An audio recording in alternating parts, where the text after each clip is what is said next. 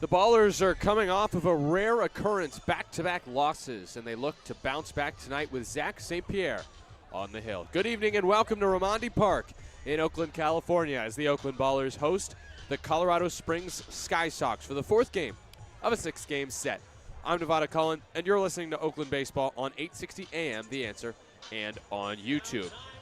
Grateful Dead night may be tonight at Raimondi, but the friend of the devil last night was Colorado Springs. Despite trailing 8-2 in the ninth, the Sky Sox, using voodoo magic or something sinister, found a way to win. It was 8-2 entering the ninth inning, and then the Sky Sox began it with a home run by Evan Slight. Then singles by Roberts and Denton and Hall, a walk by Moody. Ballers had to go to the bullpen again, but Quint Landis and Matt Fabian provided RBI singles to tie the game at 8.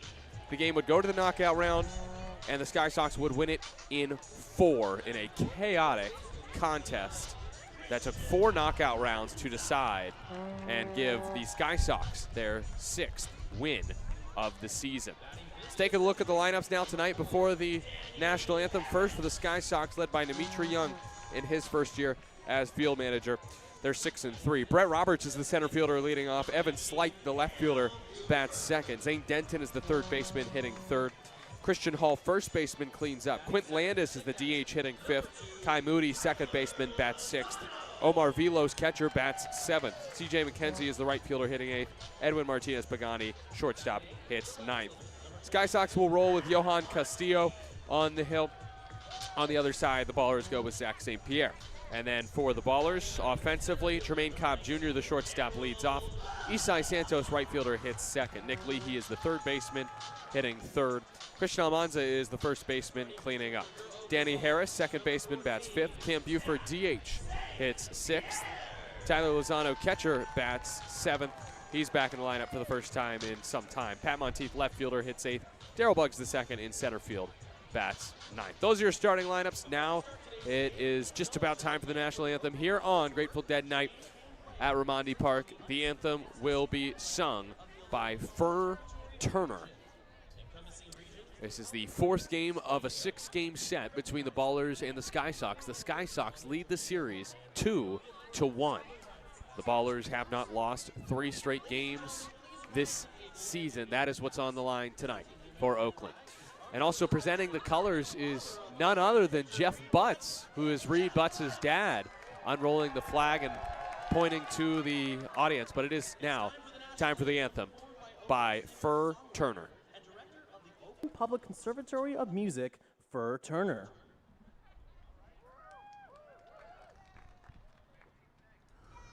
Oh, say, can you see by the dawn's early light what so proudly we hailed at the twilight's last gleaming, whose broad stripes and bright stars through the perilous fight o'er the ramparts we watched were so gallantly streaming, and the rocket's red glare,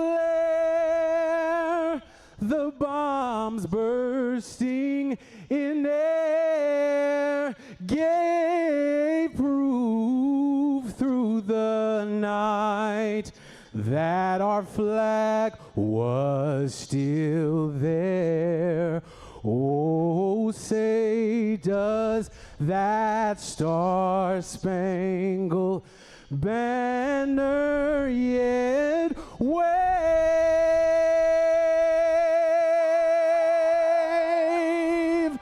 o'er the land of the free and the home of the brave.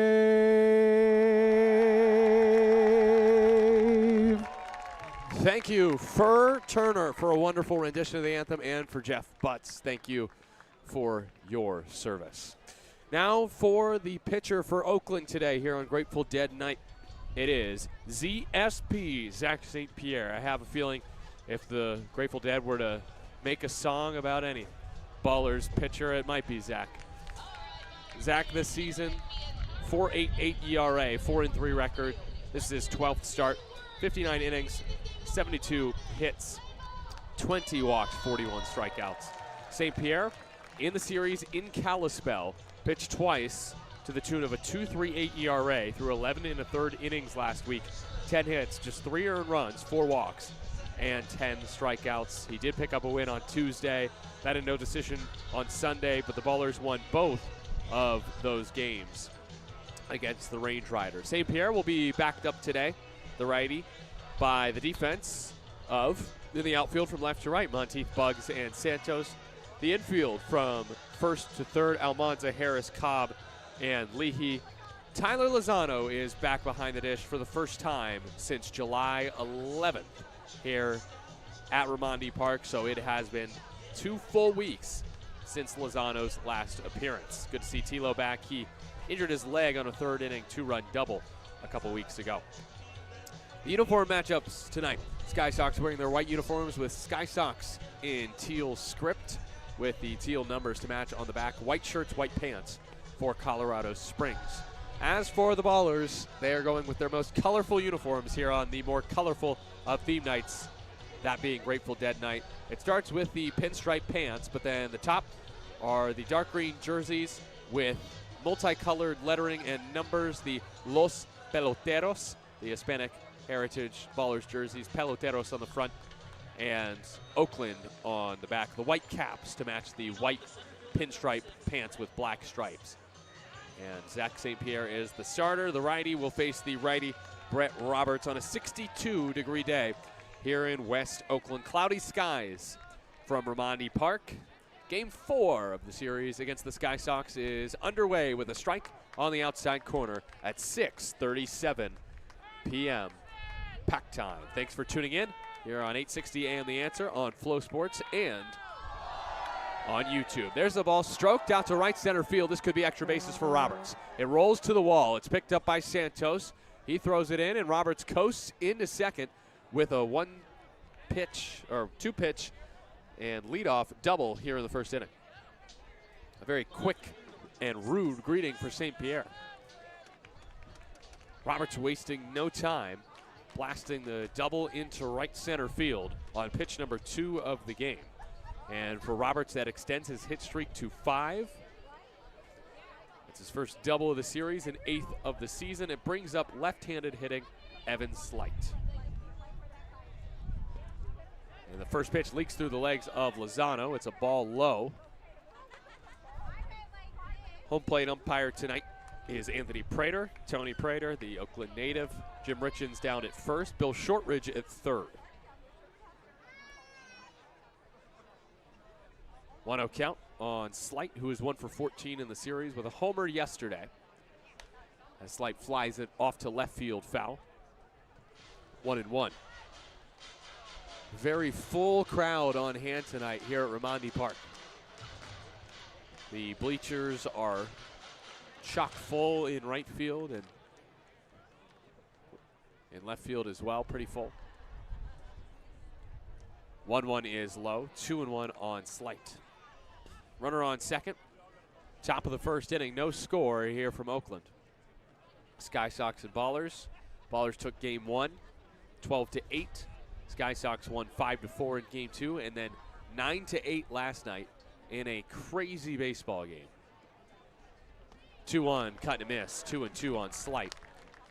Good changeup from St. Pierre. Last night, though, the Ballers led 4-2 entering the bottom of the 8th inning, and they scored 4 runs to take an 8-2 lead. And then came the most catastrophic loss maybe in Ballers history. 2-2 low and inside, 3-2. Colorado Springs against Connor Sullivan and Caleb Franzen, 2 of the Ballers' better relievers, including the Ballers' closer. The Sky Sox got 6 runs off of them to tie the game. 3-2. Slight line drive, left field. It is caught on the warning track by Monty. One away. Slight puts a charge into that one.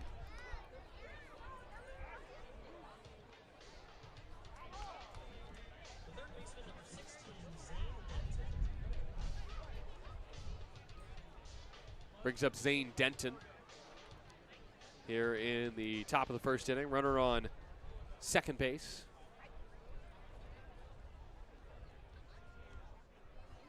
One out, no score. First pitch just misses, 1-0.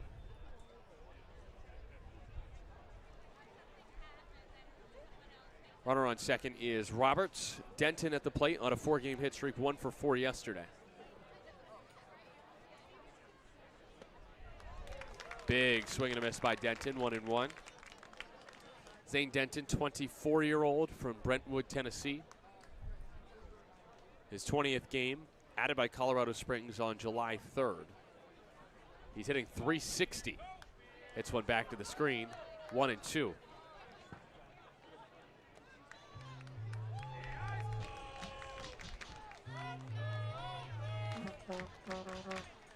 No score, top of the first here from West Oakland. Denton 6 for 13 in the series, left-handed hitter. Pitch from the righty, St. Pierre is outside. 2-2. Zach St. Pierre, second-year baller, career .515 ERA, 11-8. This is his 22nd career start with the Ballers. Got him from the Lincoln Salt Dogs. That's where he was in 2022. Wave and a miss, strike 3. Denton goes down with this first strikeout of the day for St. Pierre. 2 away here in the first. Good pitch from Zach. That was the changeup buried below the zone. Brings up Christian Hall.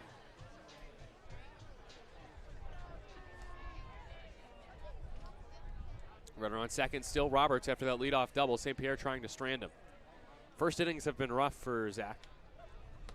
His pitch to Hall is right on the corner, 0-1. To the lefty Hall, he located that on the outside corner, close to the right-handed batter's box, but very much over the edge. 0-1. Hall, 4-game hit streak, 2-homer game on Wednesday.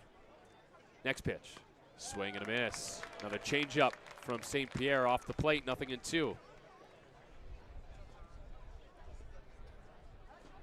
After Roberts zinged a second pitch leadoff double in this top of the first inning, St. Pierre 1 pitch away from getting out without any damage as he misses outside, 1-2.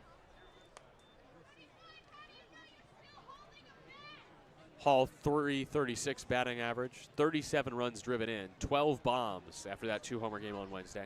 Also, he was the big winner in the knockout round last night in round 4. He hit 3 bombs to the opposite field. Hall cuts and misses late at the fastball, and St. Pierre picks up back-to-back Ks to end the top of the first inning. The leadoff double by Roberts, but he's stranded there at second base. We go to the home first. It's 0-0. Oakland coming up when you return on 860 AM. The Answer.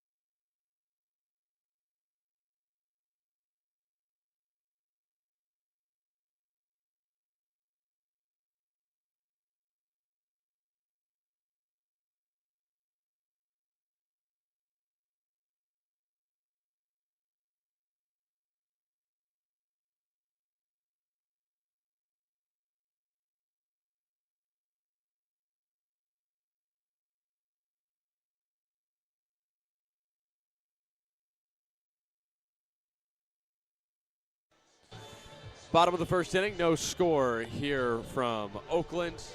Ballers coming up. We already went over the Ballers lineup, but let's do it one more time. It's Cobb, then Santos, then Leahy, then Almanza, Harris, Buford, Lozano, Monteith, and Bugs. And they will face Johan Castillo, who is, I would say, the most polarizing pitcher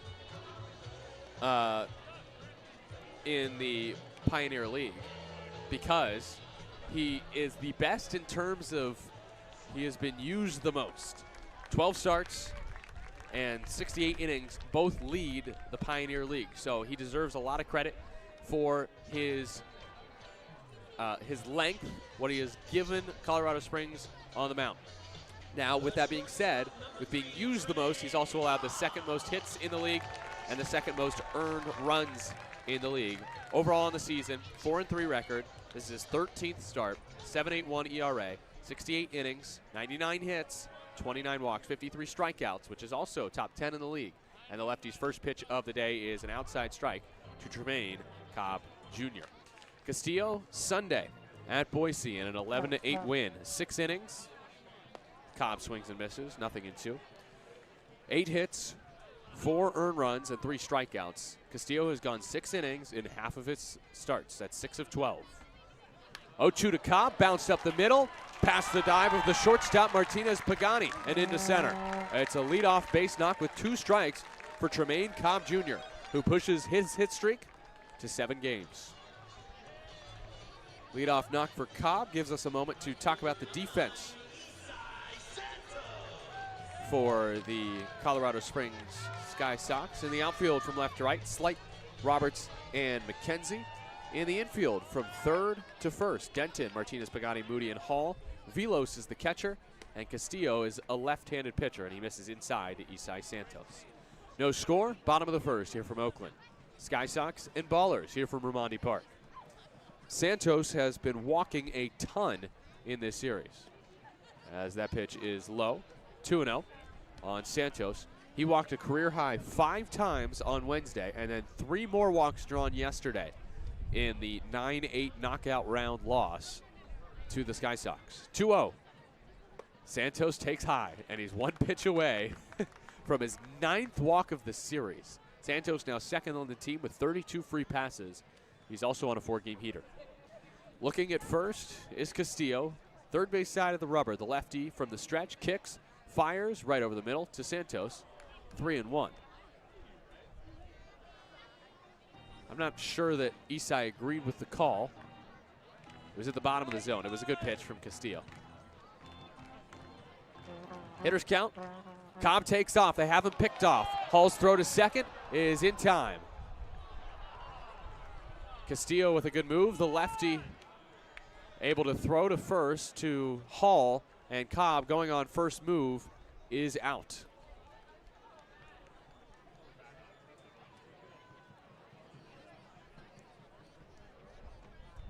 It is a 3-1 pitch, and Santos takes ball 4. It's got to be frustrating for a team to have a runner picked off. Immediately after that, a walk happens, and there was no need for Cobb to be stealing in the first place. Brings up Nick Leahy with a runner on first base. Santos with his 9th walk of the series brings up Leahy with 1 out, no score, bottom of the first. First from Castillo, Leahy takes outside, ball 1. Velos tried to drag it across the plate but couldn't get the call from Tony Prater. Leahy in the series 1 for 9. His lone hit, a homer yesterday, a 2-run blast in the 4th. Next from Castillo, Leahy takes off the plate. That's now 6 of the last 7 pitches that have missed the zone from Castillo. 2-0 count. Looking at Santos, the lefty Castillo. Lifts the leg, comes home, and Leahy takes strike 1 near the outside corner. Generous call there from Tony Prater. Castillo crouches low in his stance to get the sign and then rises high. His 2-1 pitch taken by Leahy outside. It's 3-1. And Castillo, I would not expect him to walk back-to-back batters. He doesn't really struggle with walks, only 29 walks in 68 innings. However, it's a 3-1 count here. Santos dances at first. Leahy cranks it high and deep to center field. Roberts at the wall, and it's off the base of the wall. Santos had a great read. He's going to score easily. And Leahy has himself a triple, an RBI three-bagger with one out here in the first. Oakland strikes first here at Romani. A 3-1 pitch, middle in, and Leahy goes inside out. 379 feet to right center off the base of the wall for Leahy. 101 off the bat. A well-struck baseball and an RBI triple for Nick Leahy, his first career triple. Leahy, who has not batted 3-hole yet this season, comes through. Christian Almanza takes a first pitch ball outside. It's 1-0. One out. 1-0 Ballers in the bottom of the first inning. 1-0 pitch. Almanza takes down low. 2-0. And now you give your team leader and RBI a chance to double the lead in the first inning by getting Leahy to third base on the triple. Almanza with 65 RBI is a .333 hitter with runners in scoring position. Castillo's 2-0 hangs high for ball 3. He challenges, though. At least that's what it seemed like to me.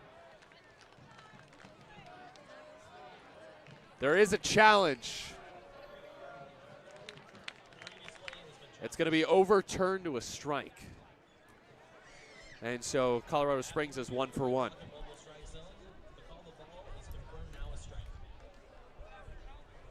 One second. There we go. Well done, Tark. He did say the call of a ball is confirmed to a strike, so he did acknowledge the fact that it was a ball and is now a strike. The verb was incorrect, but Tark, otherwise, great job. 2-1. Almanza hacks and misses on a hanging breaking ball. It's 2-2. Almanza in the series, 4 for 9 with 8 RBI. He had a 6 RBI, 3-homer game on Tuesday. On 2-2, he takes outside and low on the breaking ball. The count is full on Christian Almanza. Leahy, the runner at third base. 1-0 Ballers, home first. Castillo set at the belt. Kicks, fires, outside and low. Almanza takes ball 4. That was a borderline pitch, and I don't know about that one. I think Almanza might have just watched what should have been strike 3. Either way, he's aboard with the walk. Second walk in the inning for Castillo. Brings up Daniel Harris, the 4th. Men at the corners with 1 out in the bottom of the first inning. 1-0 Ballers. Harris takes a first pitch strike at the bottom of the zone. 0-1.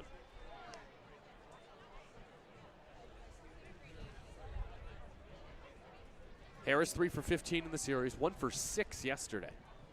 Next from Castillo. Harris takes in the dirt. It skips away from Velos. That allows Almanza to go down to second base. It's a wild pitch. And the count is 1-1. So a chance here for Danny Harris to pick up a couple RBI with a base hit. Harris has 45 RBI to his name this year. Danny, the 26-year-old, not from Fire on the Mountain, from Stone Mountain, Georgia. 1-1. Takes in the dirt, 2-1. Now, I will say the Grateful Dead song, it is Grateful Dead Night, Fire on the Mountain, reminds me now of an early season road trip for the Ballers in which on a late night road trip, the Ballers did actually see a giant circle of fire on a mountain. One might say a ring of fire. Harris, line drive, right field, base hit. That's in front of McKenzie. He comes up firing, though. That prevents Almanza from scoring. But Danny Harris has an RBI single as Leahy touches home. The first 5 have all reached in the first inning for the Ballers. It's a 2-0 edge. RBI knock for Harris, his 46th of the year.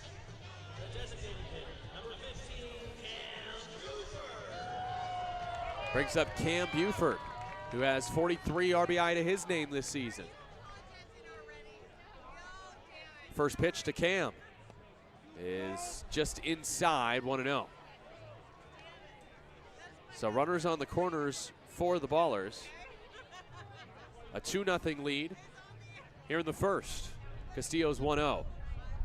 Buford taps it off the plate. It's 1-1. I'm Nevada Cullen. Vince is back in our 860 AM The Answer studios. Tyler Peterson on assignment tonight. Cam Buford at the dish. The righty takes a strike right down the center of the dish. 1-2. Almanza at third and Harris at first. 2 walks, 3 hits in the inning for the Ballers. There is 1 out. And Buford takes a swing and a miss for the second out. 1-2 pitch was buried by Castillo. The changeup below the zone. Only 74 miles an hour. And now we see Tyler Lozano make his first at bat in 2 weeks. And it comes with men at the corners and 2 outs in the bottom of the first inning. Lozano hitting with the Ballers leading 2-0. Castillo the lefty, Lozano the right-handed hitter. The first pitch to the second-year Baller is low, 1-0. Lozano this season has only taken 88 at-bats, has 27 hits though, so he's hitting .307. He has driven in 13. 1-0. Inside, 2-0. And there is a balk called, and Christian Almanza scores. Tony Prater is the one to call it, the home plate umpire. He is arguing with the Colorado Springs dugout, not to try to read his lips, but it almost seemed like he was saying, "What do you want me to do?" He balked. So the balk allows Harris to advance to second base. And then Almanza scores to make it 3-0 Ballers. Next to Almanza. That's ripped to the left side by Lozano for a base hit. Harris being waved around. The throw home is a good one, but Harris is safe. And the Ballers lead is 4-0. Tyler Lozano with his first at bat back in 2 weeks. Singles home. Harris from second to put the Ballers up 4-0 here in the first.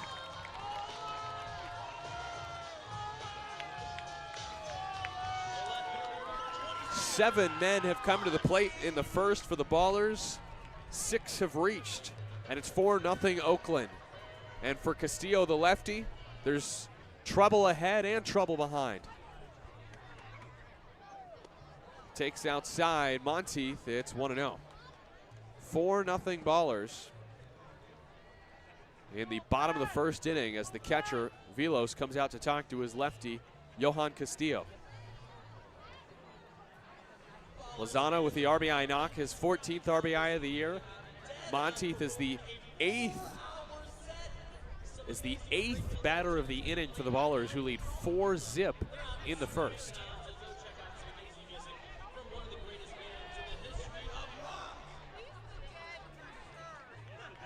Pat Monteith getting his second start of the series, went 0 for 2 with a strikeout on Wednesday.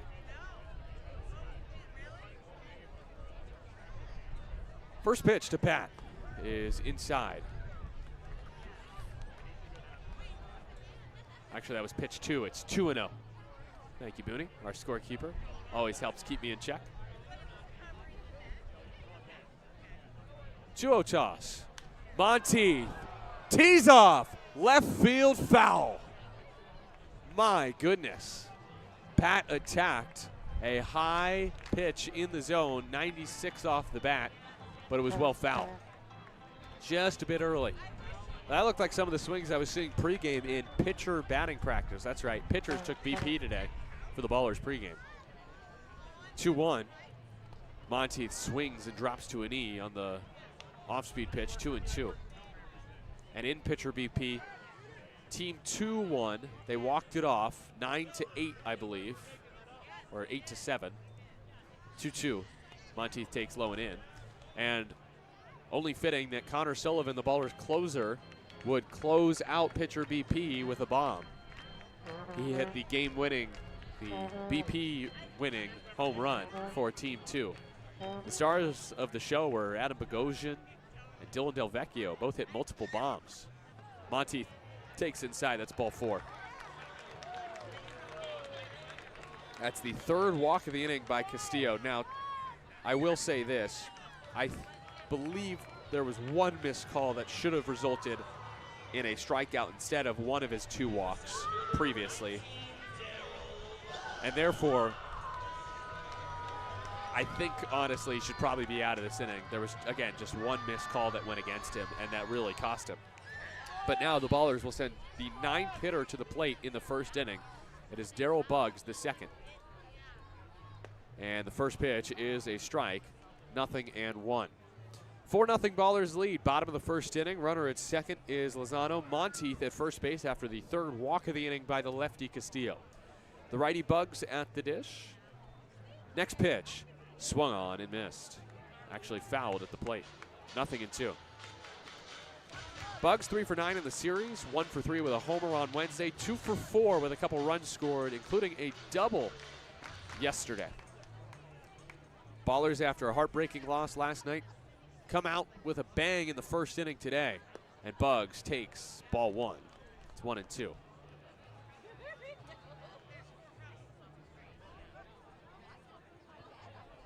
Runners are Lozano and Monteith.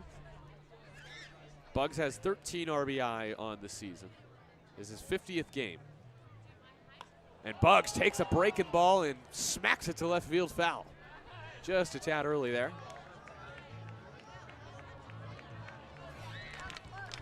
4-zip Ballers lead in the bottom of the first against the Sky Sox. Ballers attempting to even the series and snap a quick 2-game losing streak. 1-2 toss from Castillo. Buggs belts it. High and deep left center field. At the wall is Slight. He jumps. He can't get it. It's gone. Daryl Buggs the second with his 3rd bomb of the season and his 2nd of the series. He's all smiles, grinning from ear to ear as he rounds the bases and gives the Ballers a 7-0 lead in the first.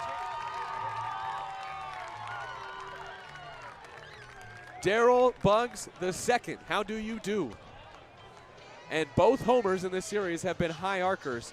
This one, 43.8 degrees, nearly 45-degree launch angle as Tremaine Cobb Jr. takes a strike. It's 0-1. It's 7-0 Ballers in the first. Next one low. It's 1-1. 3-run homer by Daryl Buggs the second, who also ties his season high with 3 RBI.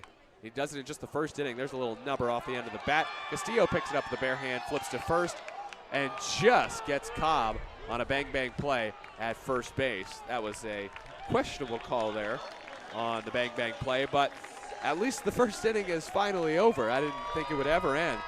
It was a fun one here on Grateful Dead night here in West Oakland. The Ballers are in 7th heaven. 7-zip Ballers over the Colorado Springs Sky Sox, heading the second on 860 AM. The Answer.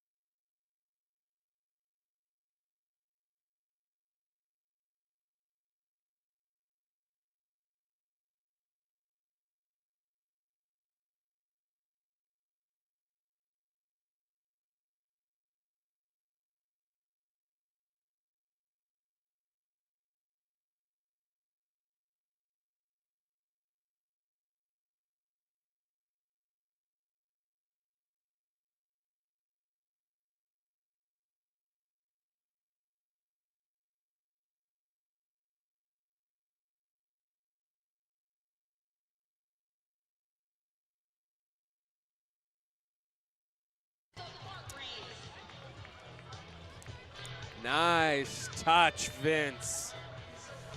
It's a fire on the mountain that is Ramondi Park. It's 7-0 Ballers after 1 inning The Ballers send 10 to the plate in the first. Darryl Buggs, the second, with the highlight blast, a 3-run blow to left center field, his third of the season. Gives Zach St. Pierre plenty of run support, and now it's a battle between the number 14s, St. Pierre, and Quint Landis, who takes a ball high, 1-0 to start the second inning. Can we just do the first inning again? That was fun. Fun for one team, that is. Pitch outside, 2-0. Well, hey, last night was fun for the Sky Sox. I said it in the pregame show, but I'll say it again here on Grateful Dead Night. The 2-0 pitch from St. Pierre is a strike, 2-1. There was only one friend of the devil last night. It was the Colorado Springs Sky Sox, who trailed 8-2 and somehow won the game. After trailing 8-2 in the ninth, that pitch is outside to Landis, 3-1. Also, they had just 2 runs off of Milliken, who went 8 innings and struck out 12. Landis swings the 3-1, pops it up foul ground, left side. St. Pierre called off by Leahy, who makes the squeeze for out number 1.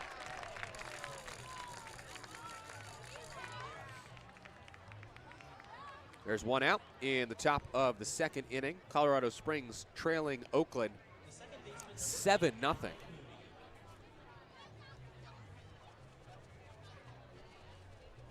Next up for Colorado Springs is Kai Moody.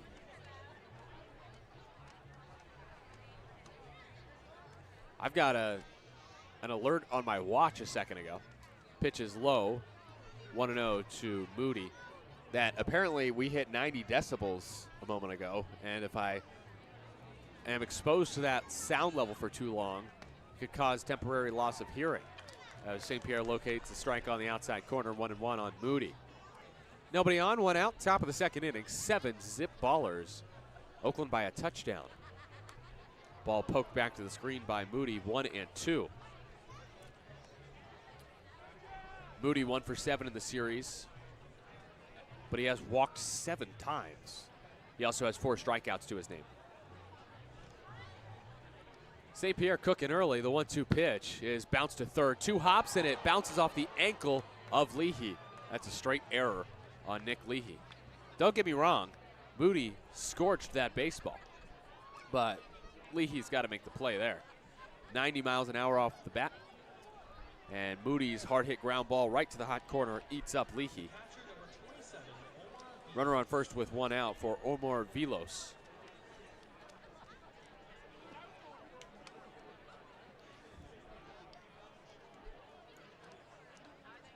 Runner on first, Moody. Vilos 0 for 6 in the series. Right-handed batter, the catcher today for Colorado Springs, takes low in the dirt, 1-0. 7-0, Oakland leads. Top of the second inning here from Ramondi Park. Ballers up 7. Runner on first, Moody with 1 out. St. Pierre from the stretch. Fires home. Gets a pop-up behind home, 1-1. I'm Nevada Cullen. Again, Tyler Peterson on assignment tonight. Wish he could be with us. He will be missing for the next 2 days. He will return on Sunday. We look forward to having him back. We miss you, Tyler. Vince is back in our 860 AM The Answer studios, and we will have a celebrity third inning. And it's a surprise guest. I will not tell you who right now. Ground ball to third. Leahy throws on the run to first for out number 2. Very casual from Nick, and he makes up for the error with a nice play there. So a runner on second base now. After the ground out moves him over, Vilos retired 5-3, and Moody is the man that moves to second. Brings up Tyler McKenzie, TJ McKenzie they call him, who is on a 4-game hit streak, 4 for 9 in this series. Pinch hit yesterday, or he pinch ran and then later got an at bat. Ended up going 1 for 1 in the game with a run scored and an RBI. Righty batter against the righty St. Pierre with Moody at second. Colorado Springs trailing Oakland 7-0 in the top of the second inning. First pitch hack from McKenzie comes up empty, 0-1.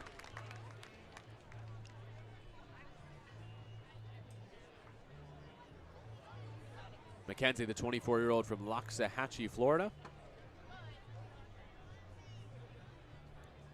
Loxahatchee is just a neighborhood just outside of Palm Beach. Pitches inside for a ball on McKenzie, 1-1. McKenzie was drafted by the Cardinals in the 39th round of the 2019 MLB draft from the Benjamin School out of Palm Beach Gardens, Florida. He opted to go to Vandy instead. So he was a Vanderbilt Commodore. 1-1. Takes outside, 2-1. McKenzie finished his college career at Georgia Southern and then played for the Mahoning Valley Scrappers of the MLB Draft League in 2024. For who else but Dimitri Young, the field manager in his first year with the Sky Sox. Pitch is just low there to McKenzie, and he's in a hitter's count now, 3-1.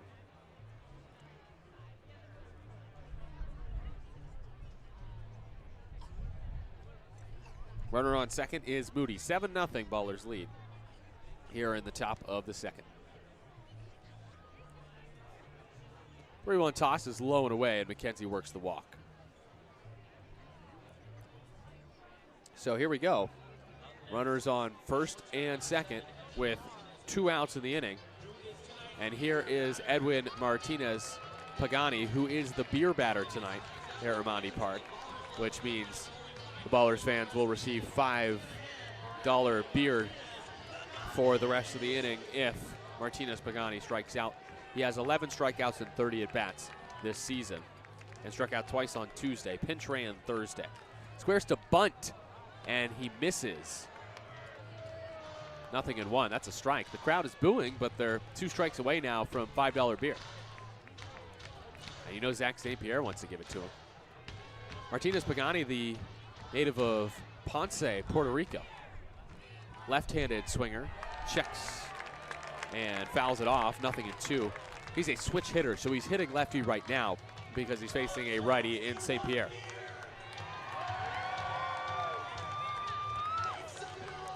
Two on, 2 outs for Colorado Springs, trailing 7-0 in the top of the second. The righty, St. Pierre, deals. Martinez Pagani takes high and away. 1-2. Martinez Pagani, 24 years old, 5'9", 175, stands in from the left side. Switch hitter. Wants to get his team on the board. St. Pierre wants to give this crowd some $5 beer. His pitch is swung on and missed. And the beer batter strikes out in his very first at bat. The 3rd strikeout for St. Pierre here in the top of the second inning. He does allow 2 to reach, 1 because of an error, but he leaves both runners as Colorado Springs is still scoreless, heading to the bottom of the second inning at 7-0 Oakland on 860 AM. The Answer.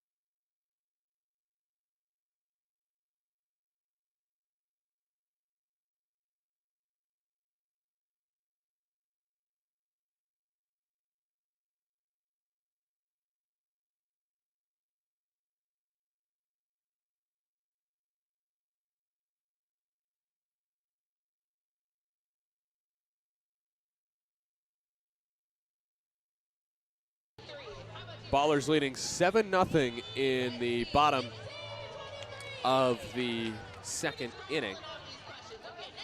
A 7-run first for the Ballers against the Colorado Springs Sky Sox here at Raimondi Park. So Isai Santos will bat because the Ballers sent 10 to the plate in the first, and he is the 2 hitter in the Ballers lineup. So Tremaine Cobb Jr. was the only one to get to come to the plate twice in the first inning. And here is Santos against the lefty Castillo. First pitch of the inning is a strike, 0-1. 7-0 Ballers lead. Bottom of the second against the Sky Sox of Colorado Springs. 0-1 is a strike, 0-2. As we've mentioned previously on the broadcast this week, the Sky Sox started this year as the Northern Colorado Owls, and due to some unforeseen circumstances, they have rebranded for the rest of the year as the Sky Sox. 0-2 is in the dirt, 1-2. There is still the mark of the Northern Colorado Owls as they are wearing hats with a C on them with the talons of an owl wrapping the C on the hat. Pitch outside to Santos, 1-2. 2-2, sorry, to Santos.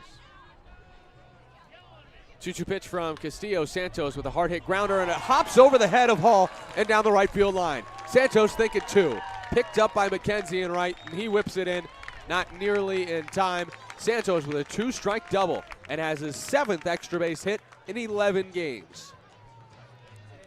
Santos just pounced on one and grounded it towards first. It looked like an easy play for Hall, and then it took a wicked hop over his head and into right field.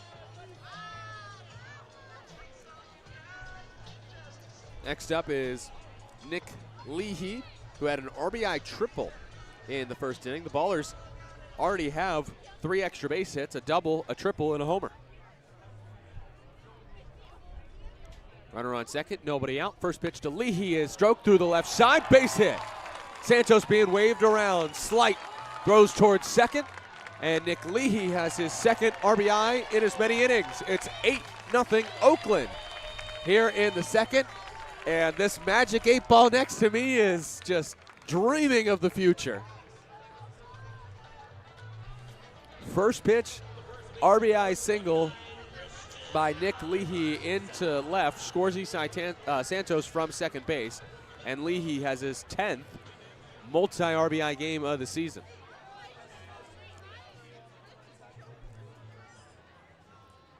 First pitch low and in to Almanza. It's 1-0. Nobody out. Bottom of the second inning. 1-0 pitch from Castillo. Almanza, hard hit ball under the glove of Hall, the first baseman, and into right. Stopping at second, Leahy. And Christian Almanza has his first hit of the game and his 5th hit of the series. Back-to-back singles by the Ballers in the second, and 2 of their 3 hits have been past the first baseman Hall, and there's not been much he could do about it. So the Ballers have 2 on with none out here in the bottom of the second inning.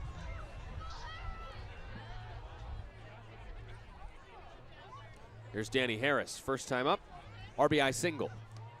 He takes a first pitch strike on the outside corner. 0-1.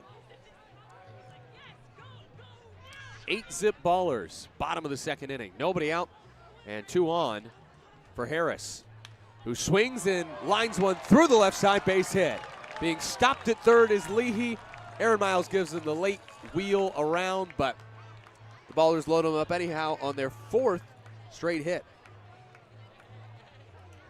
Double and then 3 singles for the Ballers here in the second.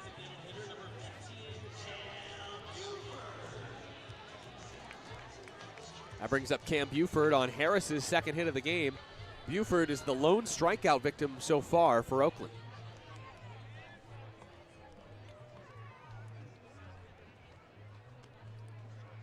First to Cam Buford is in the dirt, 1-0.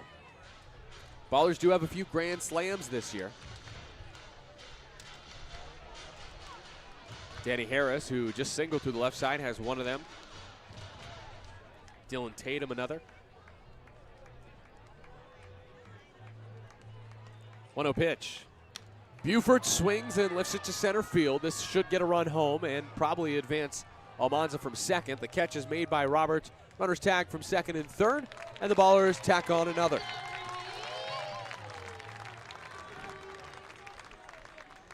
Well, if Casey Jones is driving a train, maybe it was engine number 9, because the Ballers have 9 runs through 2 innings tonight on Grateful Dead night here at Raimondi. Leahy scores from third on the sac fly. Almanza gets to third, and Cam Buford has his 44th RBI of the year on his 5th sac fly. Brings up Tilo, first time up for Tyler Lozano. Had a single for an RBI. He takes outside, 1-0. So it's an RBI for Buford to score Leahy on the sac fly. Almanza's now at third. Harris stayed at first.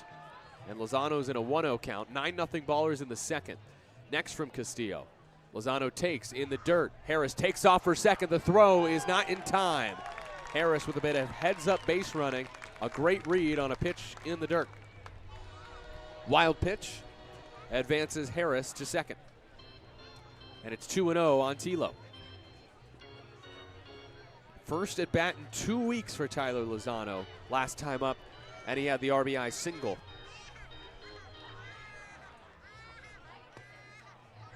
Next pitch is a called strike to Lozano, 2-1. Something I have noticed about Castillo, he works very quickly. 12 on the pitch clock, he fires home. And Lozano takes low, 3-1. I mentioned Castillo's a polarizing pitcher because he's given Colorado Springs great length, but that has been because he's pitched long in the games and it doesn't really matter how he's doing. 3-1 pitch. Lozano cranks it left field, but hooks foul. That was a rocket off the bat of Tilo. 105 off the lumber. 319 feet. Foul. 3-2. Castillo, again, the league leader in starts and innings, but also second in the league in runs, earned runs allowed, hits allowed. Lozano on 3-2 strikes out on a pitch in the dirt. Throw to first by Velos is in time for out number 2. Runners at second and third still for Oakland. Castillo also now with 55 strikeouts. He entered tied for 10th in the league in strikeouts.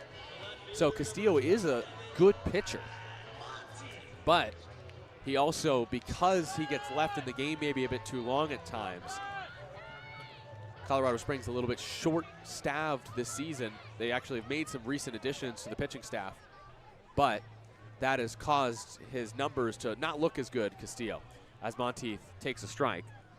0-1. So Lozano strikes out for the second out of the inning. Still 2 on for the Ballers against Castillo here in the bottom of the second. Monteith the batter. 0-1 the count. The runners are Almanza and Harris. The pitch is outside, 1-1. 2 outs, bottom of the second. 9-0 Ballers over the Sky Sox.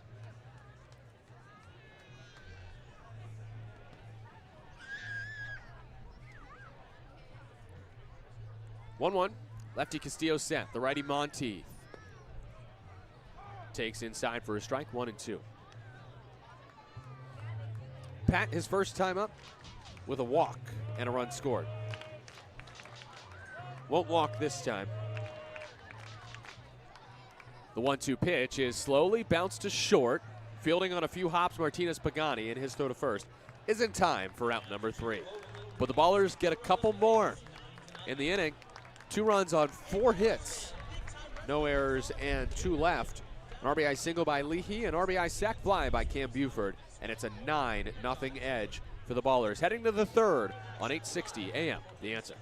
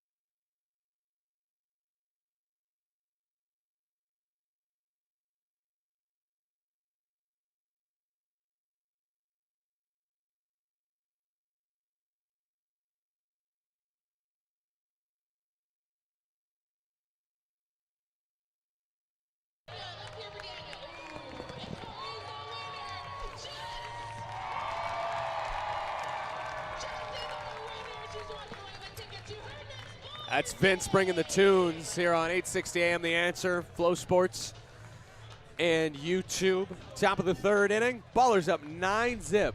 And who do we have here? It's the celebrity third inning, and welcome at long last to the broadcast booth, Mr. Jeff Butts. How are you doing tonight? Finally. It's a real pleasure. Thank you very much. My wife is standing behind me. Yes, we have Nancy Butts as well. Nancy, you doing all right? All right. It's a fun one so far. Absolutely. Zach St. Pierre on the hill. The first to Brett Roberts is a strike, 0-1. We begin the top of the third inning with a 9-0 Ballers lead. And Jeff, if you want to move the mic a little closer to your mouth so we can hear you there. If I say things. There we go. Ground ball past short into center field. And that is a base hit for Roberts to get the top of the third going. Just the second hit off of St. Pierre here in the top of the third. Brings up Evan Slight for the Sky Sox. So I think let's first talk about on this celebrity third inning. Of course, we are here with Jeff and Nancy, and I think there's nothing they'd rather talk about than their son, Reed Butts, I'm sure, who has just had a wonderful season. There's a ground ball, hard hit, backhand, Cobb from his seat to second for one, throw to first late. What a play by Tremaine Cobb Jr. Cobb's a beast. That was awesome. That was really I just love watching him play. Yeah. I mean, I don't know how he even got that ball. And then to throw from his backside to second base to almost turn two right there. Absolutely. That was great. So Slight reaches on the fielder's choice. Robert is out 6-4. That brings up Zane Denton. So let's talk about, first of all, this is Reed Butts. This is Reed's second year with the Ballers, right? Right. And he was good last year as Denton takes low, 1-0. But this year, to see him have quite the success that he's had this season as a starter when he wasn't, always starting for Colorado Springs or Rocky Mountain. Right. In Colorado Springs. Spot starts here and there. That's fouled off 1-1. To see him become the starter that he is today, what has that meant to you to see his growth and progression? I absolutely love to see it. I knew he was always capable of it. As a senior in college, he went 10-1 as a starter and 97 Ks. Pitch is high, ball 2. So I always knew he had it in him. And in Colorado Springs, he became the go-to guy for if the starting pitcher got into some trouble. Usually bases loaded and no outs. Next pitch, ball. Oh yeah, it was low. Okay, 3-1. But he would be the specialty guy that would come in and get the pitcher out of trouble, and he was the shutdown guy. He'd come in and shut it down, and just his poise on the mound. I've seen it for years, of course. 3-1. There's a strike. 3-2. But to see how well he's the level of growth, especially in this offseason when he was home, he just dedicated himself to make that push, and it's been awesome to see. Swing and a miss. Denton strikes out. 2 down. Yeah, it's been awesome to see how he's developed, to put the work in like that in the offseason and to see the results of that work has been so rewarding as his parents, obviously. But, as a parent, you see him grow up and you see him develop, but to see him kind of take the reins himself and to, watch him focus himself on what he wants to do and dedicate himself to it and to have the success, it's just so proud of him. Christian Hall with a pop-up into short left field. Tremaine Cobb Jr., the shortstop, out. Called off by Pat Monteith, and he makes the catch.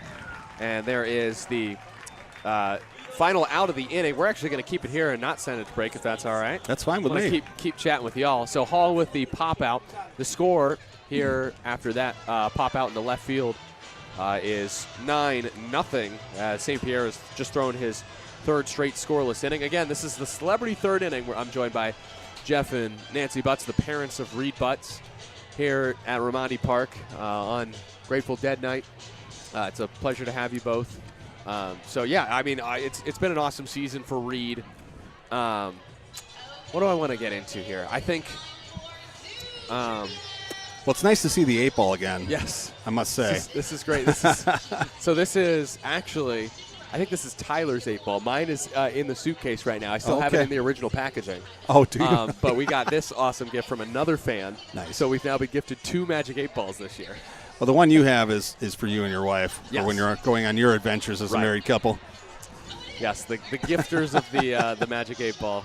Just such a sweet wedding gift. And I'm very excited to, any time that we're unsure about a decision to turn to the Magic 8 Ball to help us There you go. through life. Because there are tough decisions in life. And I'm imagining That's right. Reed's return to Oakland must have been a tough decision because it's a long way from home, Rockford. And I know he's pitched, around the country a bit. I know he pitched in Oklahoma. Where's Valley City State? Valley State, North Dakota. North yeah, Dakota, Nancy. so that was maybe a little closer. Yeah, Nancy grew up there. Okay. And so her mother still lives there, and so it was really nice for him. He played there for 3 years at Valley City State University, Nancy's alma mater. It was Awesome. nice for him to play there, to be close, especially close to Grandma. And he, being his personality, so Yeah. being the kid that he is, I mean, he did not waste any time hanging out with her and really developing a close relationship with her as an adult man. So we really treasure that time. They had a terrible baseball program, unfortunately.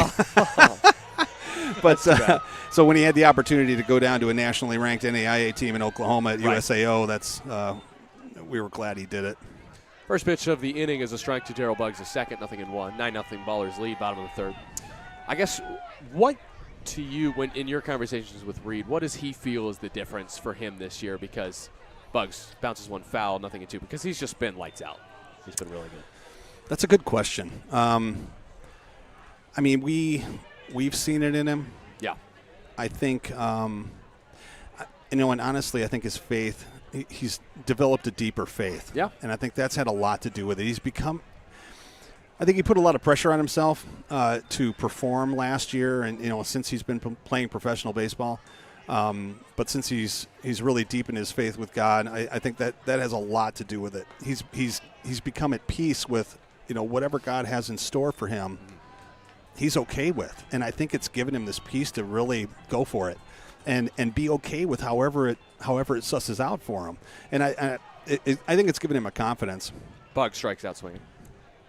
One down here in the bottom of the third inning. That's the third strikeout for Castillo. 9-0 Ballers. I've actually had some good, as someone who is someone who would identify as Christian, I've had good conversations about my own faith with him and Dylan Matsuoka. I think those two have definitely He's a great been kid able too. Yeah. I got to meet him this trip, and Nice. Dylan's great. Yeah. And I think that another thing too is playing for this team. It's a special team. Yeah. The cohesion I've never seen. I think he had that with his, at least as far as Reed's concerned, he had that at USAO. I think that's why he won 10 wins. Yeah. That team showed up for him every one of his starts. Offensively, defensively, when he struggled, they picked him up. And when they struggled, he kept them in it. Yeah. And I see that here. This team shows up. They show up for their pitchers. It's a great dynamic. Yeah. I think the whole organization feeds that too. That that develop the players that way, from the ownership all the way down to the people working on the field. Yeah, It's just a great organization, top to bottom. I've absolutely felt that. 2-2 to Cobb is bounced foul of third. There just seems to be this trust this year that maybe wasn't there last year, where the pitching staff was really good last year, the offense struggled, but this year it's like every part of the team is just very good, and so they tend to pick each other up. Yep, absolutely. 2-2 is a strike on the outside corner. Cobb's not happy about that. 2 down. I wouldn't be happy about it either. That's 2 outs now in the bottom of the third. Ballers up 9-0 on Colorado Springs here in the bottom of the third inning. Celebrity third inning, still joined by Jeff and Nancy Butts. Well, I can't complete my time here without giving a shout out to all of my people in the YouTube chat. That's become kind of this little subgroup of people, of fans that I've really enjoyed being a part of. It's just been a blast hanging out down there with them. And I got to meet Christy Collier tonight, which was great. Nice. There's a line drive into Nice center slug. field. Eastside Santos with the base hit. He's been aboard all 3 times. Yeah, no, Christy's great. We have Robert Sullivan in there, and of course you two, Jeff and Nancy, always bringing the heat on the YouTube stream. Right. Yeah, they've been quiet while y'all have been on here. I think they're all ears. Oh, they must. Well, They've I been- don't blame them. They've been resting the. They want to hear the silky smooth sounds Right. of Jeffrey Butts on the air. Now I do have to ask. Thank you for your service. Of course, you served in thanks. the Navy. How was Yep. it to get to hold the colors as Nick Leahy takes pitch low to present the colors before the game for the national anthem? It surprised me. Yeah. I didn't know. Actually, Casey reached out to Nancy, and she's the one who told me about it. Oh. And it was a real honor to be able to do that. It meant a lot to me. And it was a perfect night, too. The wind was just flowing perfect to let the flag wave. And I had a lot of time to talk to the gentleman who sang the national anthem, and we got to talk for a long time. He's a great guy. Yes. And the boys got some pipes. Yeah. Yeah. Hard hit ground ball to short. Oh, watch out. That's booted. Long throw to first. Not in time. Leahy's safe on the E6. Keep going. Oh, no. It was, yeah. So, yeah, I got to talk to him for a little bit. And nice. It's been great to kind of be behind the scenes with what goes on here and feel a little bit like I'm a part of what's going on. Yeah. But, yeah, to have that was, like I said, it was a great honor to be able to hold the colors during the national anthem, and I'll treasure that moment the rest of my life for sure. That's sweet. Absolutely. 9-0 Ballers lead, bottom of the third. 2 on, 2 outs for Almanza. First pitch hack. He bounces it to first. Christian Hall picks it up and tags the square himself. Well, that will wrap the celebrity third inning. Jeff Butts, Nancy Butts, thank you both for your presence. Thank you so much. I appreciate it. So glad we finally got to have you on. Me too. Me too. And I know the Ballers didn't score any runs for you today, but hey, 9-0. If they had, I'd still be here. Right. But they didn't, so I'm out. Yeah, right. We gotta go back to your lucky spot in the stands. But yeah, you guys have been a crucial part of the YouTube stream, and we love having you listen, and it's fantastic that we get to have you here this week. So thank you very much. Enjoy the rest of the games and safe All right. travels back, Nancy. Yep. We'll have you on the broadcast out in Yuba Sutter, I'm sure. Yeah, we know it. You know it. She'll be there. Yep. That's great. All right, we're gonna send a break now, real quick. 9-0 Ballers lead. Heading to the fourth on 860 AM The Answer.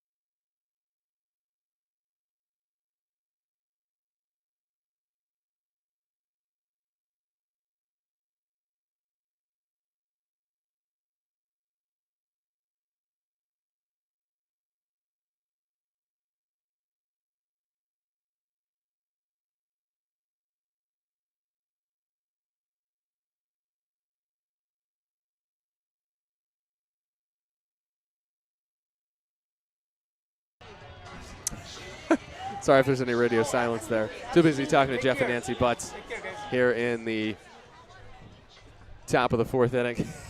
Thank you. Jeff just threw me a cough drop. I will be using this tonight to soothe my voice.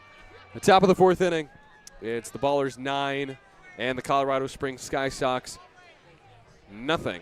First pitch of the inning from St. Pierre to Landis is outside, 1-0. I'm Nevada Cohen. It was such a pleasure to be joined by Jeff and Nancy Butts here in the top of the fourth inning. There's a ground ball towards third. Quick hop off the grass for Leahy. His throw to first is in time. 1 away. But man, it's great to have them on. It's always fun to talk to player parents, and you know what?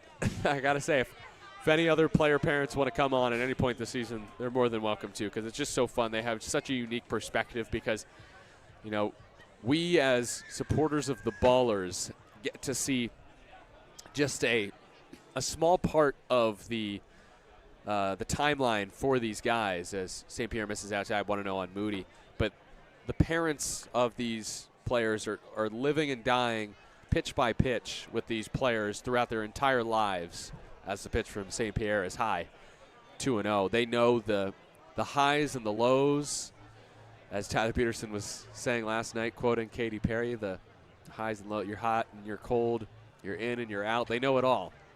They've been there for all of it, and they just offer such a unique perspective that's so refreshing to hear. 2-0 is a strike, 2-1. And so if Christy Collier at one point wants to come on, we'd love to have her. I know she's one of our main listeners on YouTube. There's a strike on the outer half, 2-2. Same with Robert Sullivan and any other player parents who might be tuned in at any point this season. Feel free. We'd love to have you on as a guest in the celebrity third inning because without y'all, we'd have no team.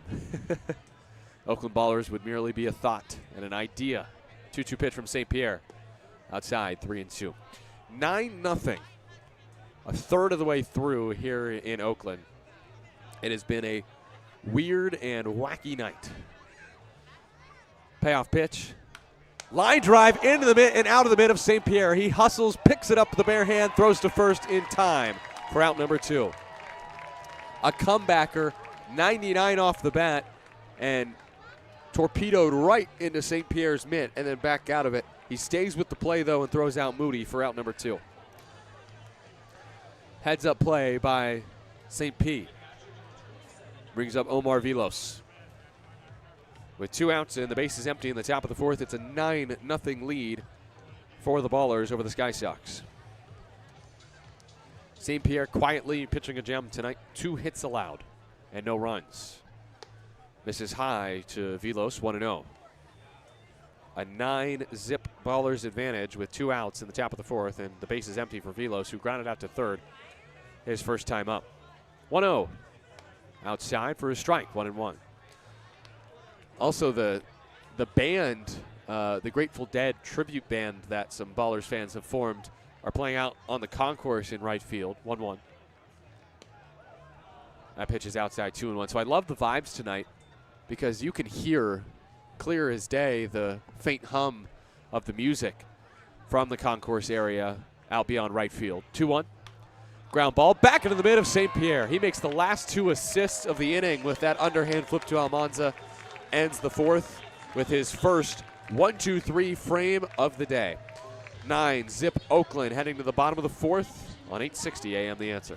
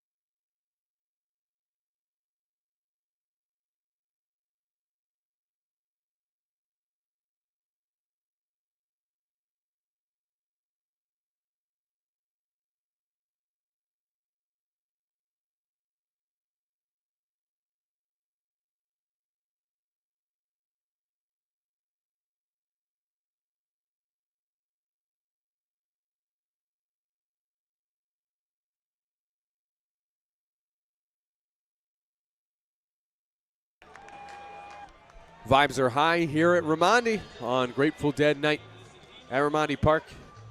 Bottom of the 4th inning, 9-zip Oakland over Colorado Springs. I'm Nevada Cullen, Vince back in our 860 AM The Answer studios, and today is July 25th, 2025. It's time for This Day in Oakland baseball history. What happened this day in 2012? That's right, we're rewinding 13 years to the date. Well, it was the Oakland A's who crushed the Blue Jays 16-0 for their 7th straight win, handing the Jays their most lopsided loss in team history. Coco Crisp had a 2-homer game that day in 2012, homering twice in support of A.J. Griffin as the A's erupted for 8 runs in the 2nd inning off of Ricky Romero. Well, 13 years later, the Ballers of Oakland scored 7 runs in the 1st to take now a 9-0 lead in the bottom of the 4th. Danny Harris will lead off the frame against Johan Castillo. Lefty pitcher, righty batter to start the bottom of the 4th. Danny already has 2 hits today. First pitch fouled back, 0-1. Harris with a pair of singles has collected his 22nd multi-hit game of the year. Castillo talking to the home plate umpire, Tony Prater, as he gets a new baseball. And now Dimitri Young is out. They're going to check on Omar Vilos, the catcher, to make sure he's okay.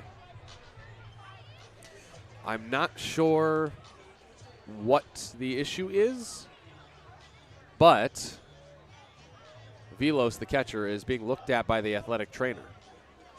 So credit to Castillo for making sure his catcher gets paid attention to.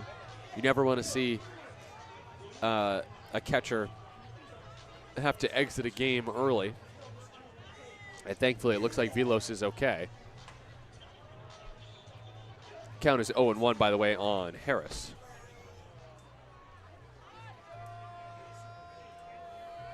Oh, 1 pitch from Castillo is in the dirt, 1-1. 9-0 Ballers, bottom of the 4th, bases empty. Danny Harris celebrated his 26th birthday on Monday. I celebrated my 24th birthday yesterday. Wow, that's weird to say. Harris takes in the dirt again, 2-1. Ballers with a 7-run first inning here in West Oakland. A fast start for the Ballers.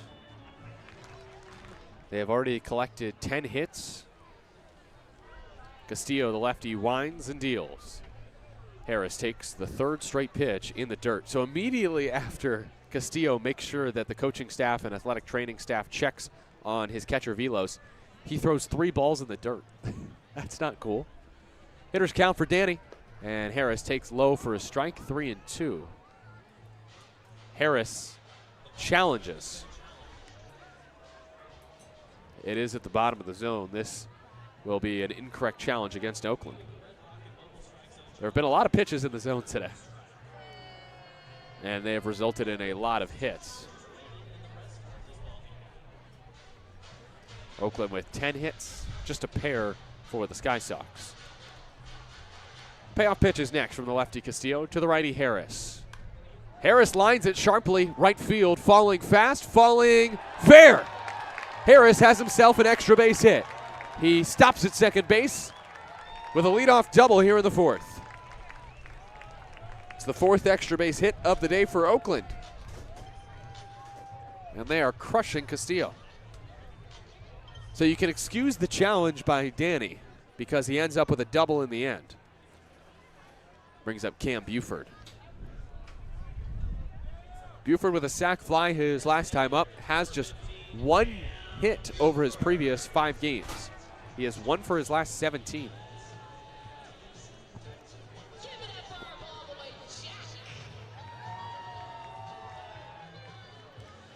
Ballboy Jack comes out and gives Tony Prater some new baseballs here for Buford's at bat. In the bottom of the 4th, 9-0 Ballers lead. Buford, first pitch hack, misses, 0-1. Buford 1 for his last 17, but still hitting .300 this season with 43, now 44 RBI after a sac fly in the 2nd. Harris at second base, Moody holding him. Their next pitch, hack and a miss, 0-2. Buford does not get cheated. He always is a free swinger. It has resulted in lots of strikeouts, 60 in 53 games, but he has 63 hits. As long as he's hitting more than he strikes out, that's a good sign. Strikeouts will come. And the 0-2 pitch is blasted on a line, right center field. This could be extra bases for Buford, but it's picked up on the backhand by McKenzie, holding Buford to merely an RBI single. Ballers into double figures. It's 10-0 Oakland here in the 4th. Buford has a 2 RBI game, his 15th of the season, and importantly, that's a 2-strike RBI single blasted into right center by Buford. 100 off the bat. Took an elevated pitch. He essentially chased a ball above the zone. But if you can smash it into the gap like that, that'll play. Harris scores from second. 10-0 Oakland on their 12th hit. And here is Tilo. He takes outside for a strike. Just clipped the corner. 0-1. Runner on first is Cam Buford. 0-1 pitch. Lozano waves and misses wildly at a changeup. 0-2. Jeff and Nancy Butts chiming in on YouTube. Wow, I guess getting me out of the booth caused them to get more runs. LOL. That's right. Unfortunately, it's true. Every inning that the Buttses have not been in the booth, the Ballers have scored tonight. 0-2. Lozano leaves no doubt to left field. That ball is history. His first game back in 2 weeks, and Lozano hits his 4th long ball of the year, his 8th as a baller. A 2-strike blast to left. 380 feet later, the Ballers' lead expands.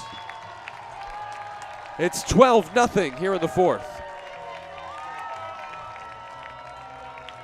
T-Lo with a 2-run tater has a season-high 3 RBI today. And the crowd is chanting his name and his song, "Oh, Tyler Lozano."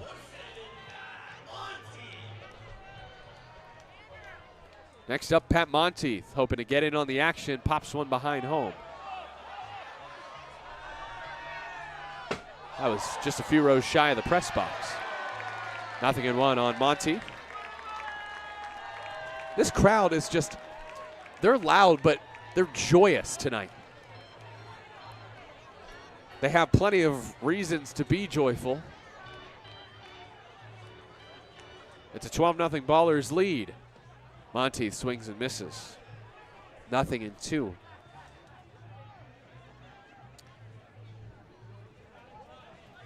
Ballers up 12-zip in the bottom of the 4th inning. No one out. Monteith fights off a good off-speed pitch by Castillo. Ballers scored 7 in the 1st inning, 2 in the 2nd, 3 more so far in the 4th. Again, no one out. Another 0-2 pitch. Monteith just gets a piece. Castillo, by the way, is at 97 pitches. And so he, pitching here in the 4th, likely won't be available for the 5th. Monteith strikes out, though, and that's the first out of the inning. 1 away. Base is empty. Bottom of the 4th inning. 5 strikeouts now for Castillo.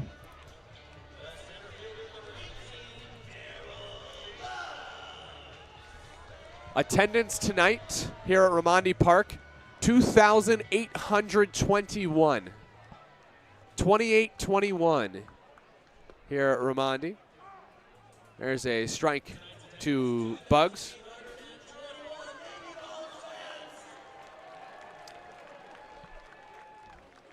A 1 to Bugs is smacked to center field high in the sky and caught for out number 2. Bugs is retired. So after the strikeout of Monteith, Bugs is a quick out.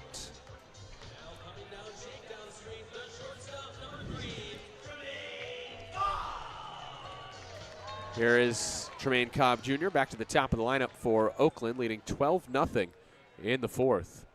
Cobb takes inside 1-0.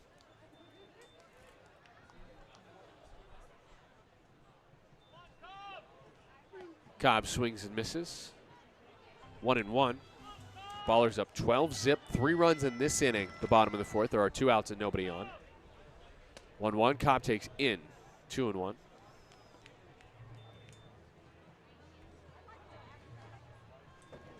Two-one toss from Castillo is low. 3 balls and a strike. Hitters count for Trey, who is 1 for 3 today. Looking to hit here. Castillo's 3-1 toss.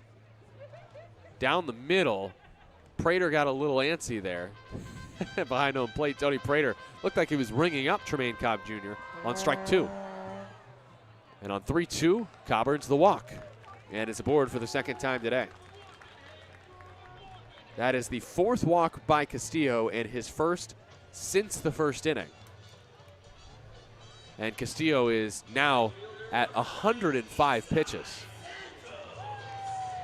And there is action in the pen for the Sky Sox, so this could be the last batter for Castillo. Here's Isai Santos, a walk and 2 hits today. Santos takes in 1-0. Santos' season high is 3 hits, and he very well might tie that or beat that tonight. 1-0 toss is low. 2 balls, no strikes.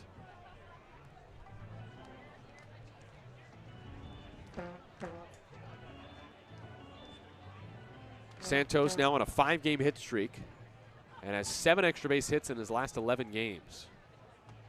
He tries to check his swing on an inside pitch. It's ruled that he did not go. It's 3-0. That was a tough one, but Bill Shortridge is the third base umpire. He's at a tough angle. He's playing to the right of second, and against the lefty Santos, he was not going to ring him up there.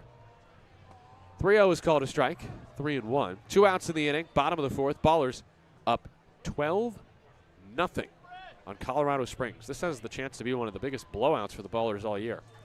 3-1. Santos swings away and fouls it off, 3-2. The usually patient Santos swings at a pitch that was just a bit inside, but still could have been called a strike.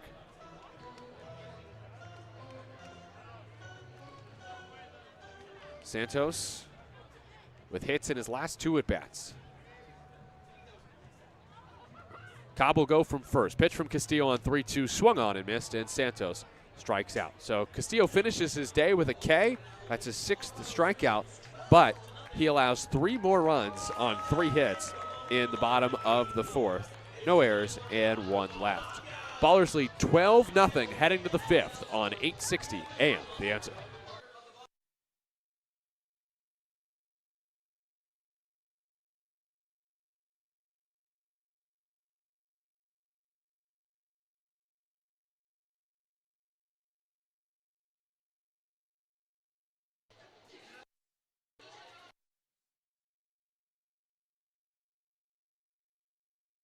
In a doubleheader? What?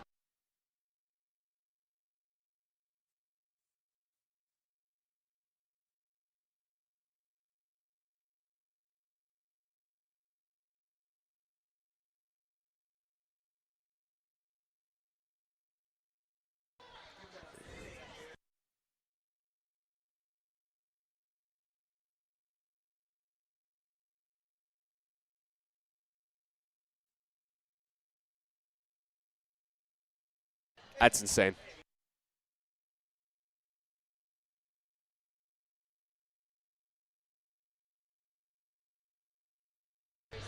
We have some breaking news from our very own Vince in our 860 AM The Answer studios. In Houston, Nick Kurtz, the outstanding rookie for the A's, has had the game of his life. He will not have a better game than this, which is crazy to say as a rookie. But I'm going to take you through the stat line provided to me from Vince. Kurtz today against Houston. The A's lead, by the way, in the bottom of the 9th, 15-2. Kurtz is 6 for 6 with 6 runs scored, 8 RBI, and a 4-homer game. What? First pitch of the inning is outside for a ball on McKenzie. Here in Oakland, it's another pretty crazy stat line. The Ballers leading 12-0. And that ball is jacked high and deep to left field. You can forget about it. A solo shot by T.J. McKenzie. A leadoff bomb breaks up the shutout here in the top of the 5th inning. Home runs all over the land right now. McKenzie with a solo bomb, and it's 12-1 Oakland.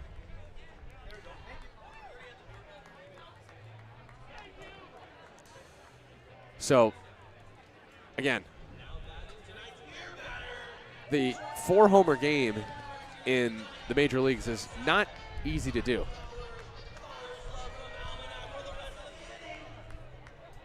First pitch swinging and fouled back by Martinez Pagani. 0-1. It's 12-1. The Ballers lead in the top of the 5th inning. There is nobody out. Martinez Pagani 0-1. Swings and misses. Nothing at 2. Nick Kurtz is the 20th player, I believe, 20th player in MLB history to have a 4-homer game after Eugenio Suarez had one earlier this season. 0-2. Fouled back. Wow. Hats off to Nick Kurtz, becoming the 20th player in Major League history to have a 4-homer game. Also 6 for 6. That's incredible, too. 0-2 pitch, fouled off again. 6 hits in a 9-inning game has to be hard to do. It's definitely less rare than the 4-homer game. The last one was Austin Wynns earlier this year against, for the Reds, against the Orioles, as that's flown off to the right. Another foul ball. But, again, thank you, Vince, for the news. Nick Kurtz, 6 for 6 with a 4-homer game for the A's. It's a good day to be a fan of either the A's or the B's. Pitch inside on Martinez Pagani, 1-2. He struck out his first time. This is the beer batter as St. Pierre tries to set him down on strikes for a second time today and give this crowd more $5 beer on the Grateful Dead night. 1-2 from St. Pierre. Is powered to left field pretty deep, but Monteith makes the catch for out number 1. So twice through the order tonight for Zach St. Pierre. He has allowed just 3 hits and 1 run with 4 strikeouts to his name. 4 1/3 quality innings tonight for St. Pierre.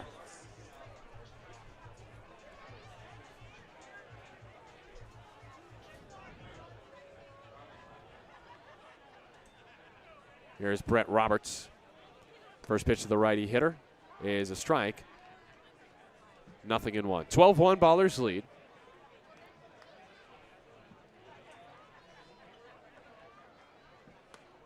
Pitch outside. 1-1.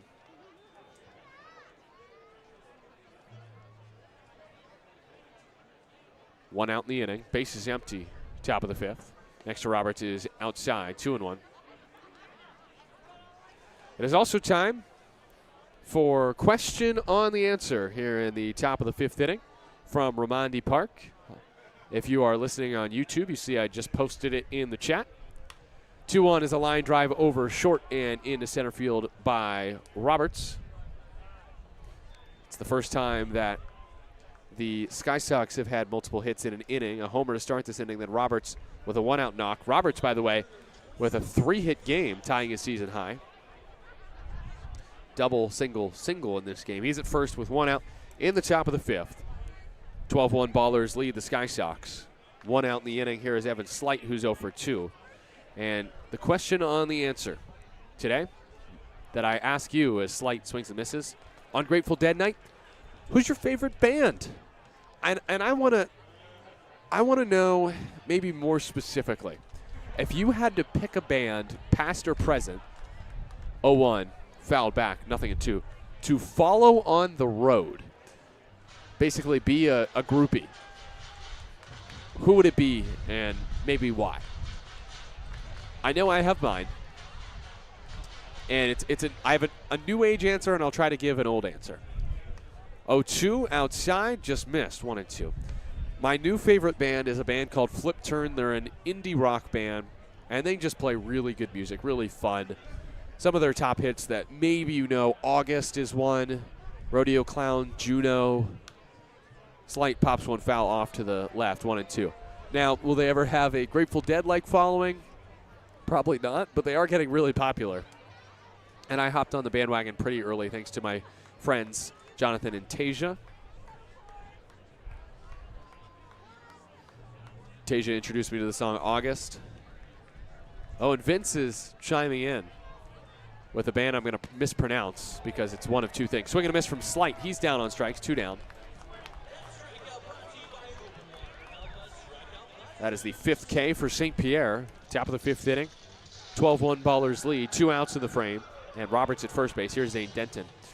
Vince's favorite band, or one that he would choose to be a groupie for, is Primus.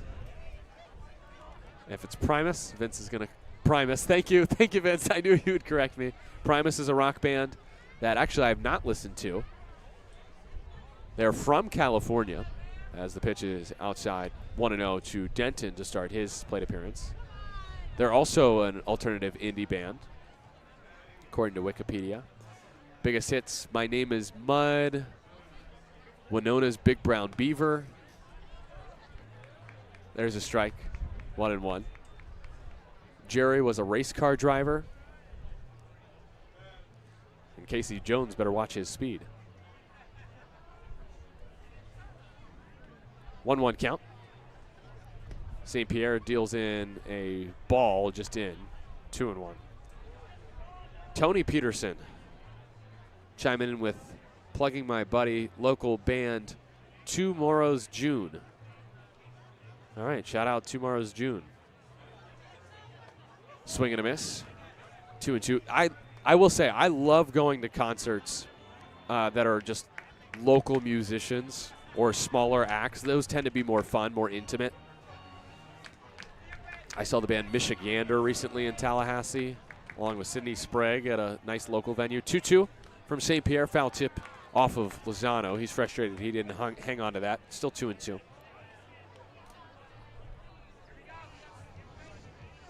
Also, if I had to pick a band of old, I think it's hard not to pick Radiohead. I think they're one of my favorite older bands. Oh, you know what? I am going to go for the Strokes. I do love me some Julian Casablancas. And I love their new stuff as well. 2-2 with 2 outs from St. Pierre. Popped up, foul though, off to the left. It's out of play. 12-1 Ballers lead, top of the 5th inning. McKenzie with a homer in the frame. Roberts is the runner at first base. Denton today is 0 for 2 with 2 strikeouts. Lefty batter against the righty, St. Pierre. Pitch on the outer half, just missed, I guess, 3-2. Yeah, that was, I guess, way outside.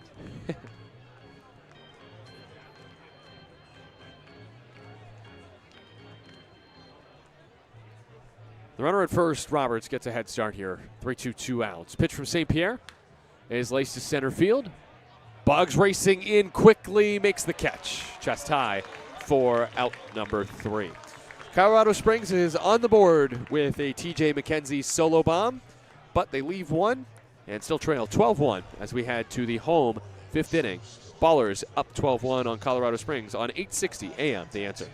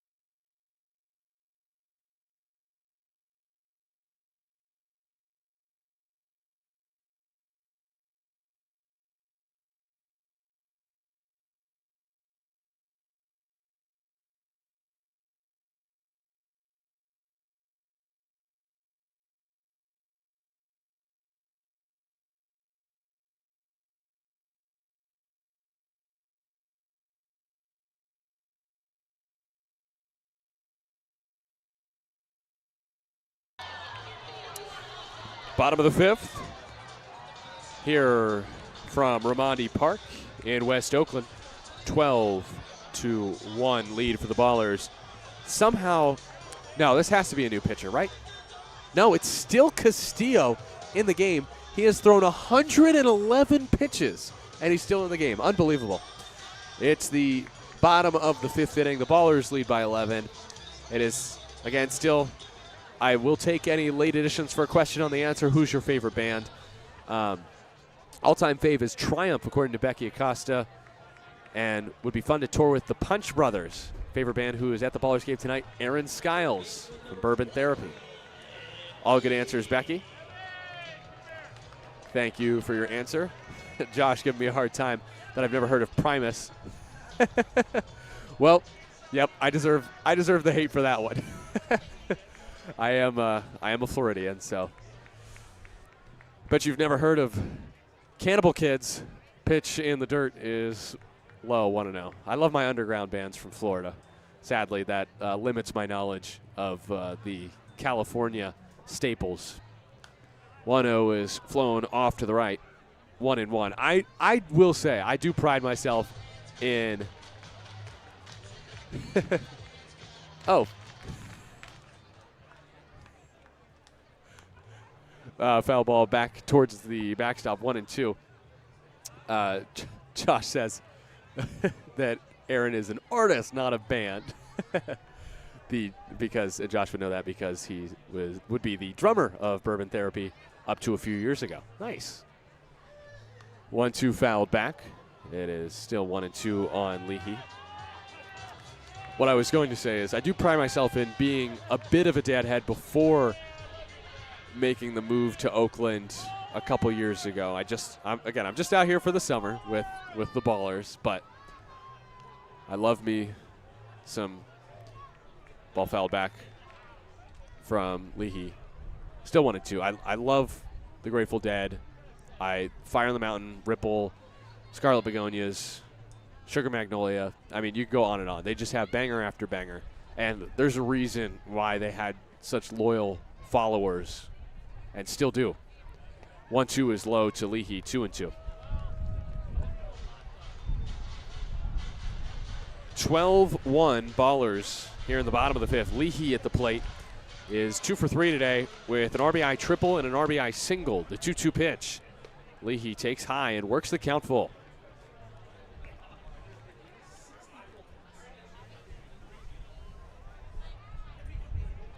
Payoff is next from Castillo, and Leahy strikes out. That has got to be it for Castillo, as he has thrown almost 120 pitches. Leahy strikes out, brings up Christian Almanza. Still no. Wow. Castillo is still in this game. He's trying to give his team 5 innings no matter what. Leahy with Castillo's 7th strikeout of the day is retired. Here's Almanza. Castillo is at 119 pitches. Almanza fouls it back. 0-1. That's pitch 120 from the lefty, Johan Castillo. There's a reason he leads this league in innings pitched. He is left out there. Almanza hits a towering fly ball deep to center field. Roberts at the track makes the catch. 2 down. That's on pitch 121. And I'd be surprised at this point if he doesn't finish this inning, Johan Castillo. He's been really good at points, Castillo, this season, as he faces Danny Harris here with 2 outs in the bottom of the fifth. 12-1 Ballers lead. Bases empty for Harris, who takes off the plate 1-0. Best starts this year, May 25th at Rocky Mountain in a 7-1 win. Castillo went 7 innings, allowing a season low 2 hits and 1 run, striking out a season high 7. He's matched that today as the pitch is outside to Harris, 2-0. And then June 18th at Yuba Sutter in a 3-2 win, he went a season high 7 2/3 in the game. Harris takes just low, 3-0. And in that game, only 2 earned runs allowed in the 3-2 win for the Sky Sox over Yuba Sutter. Harris on 3-0, takes a strike, high in the zone, 3-1. Hitters count for Danny. 125 pitches. And Castillo's 126th pitch is a low strike, 3-2. 2 outs.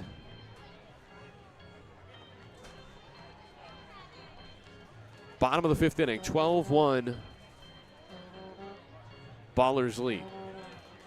Castillo looking for his first 1-2-3 inning as Harris shoots it pretty deep right field. McKenzie is there in the gap, makes the catch for out number 3. And Castillo does have his first 1-2-3 inning of the game. But every silver lining's got a touch of gray. His team trails 12-1. Oakland leads heading to the 6th on 860 AM. The Answer.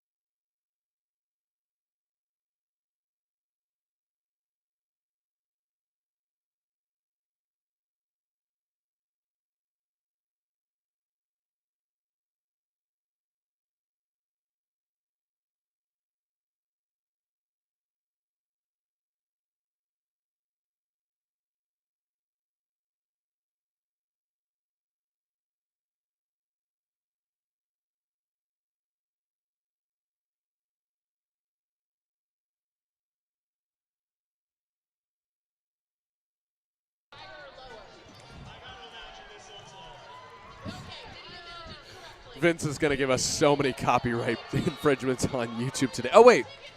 Never mind. You can't hear the return on YouTube. You can just hear it on 860 AM. The Answer. So, no harm, no foul. Let the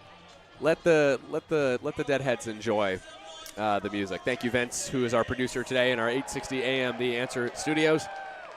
The Colorado Springs hoping they will survive this beatdown. 12-1 is the score here in the top of the 6th inning. No lead is safe, though, against the Sky Sox, who, trailing 8-2 in the 9th last night, came back and won in the knockout round because of this guy, Christian Hall, who leads off the top of the 6th inning. First pitch from St. Pierre to Hall is fouled off towards left field and out of play. 0-1. St. Pierre has thrown 87 pitches, and so his lone objective here is just to get through the 6th inning and then probably call it a day. 0-1 toss from St. Pierre, swung on and missed. 0-2.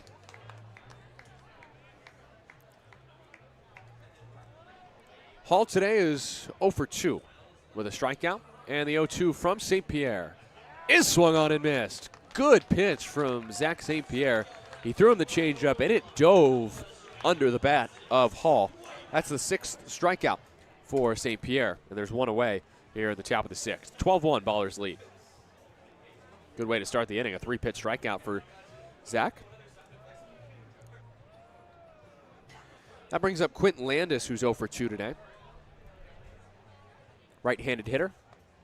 Takes high for his strike, 0-1.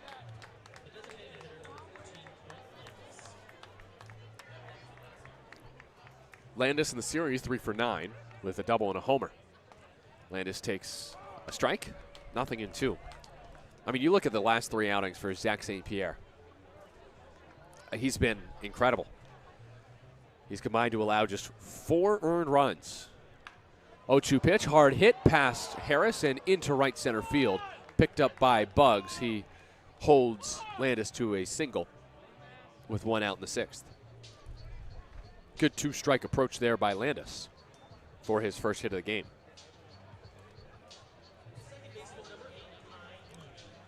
Next, Kai Moody, the San Francisco native.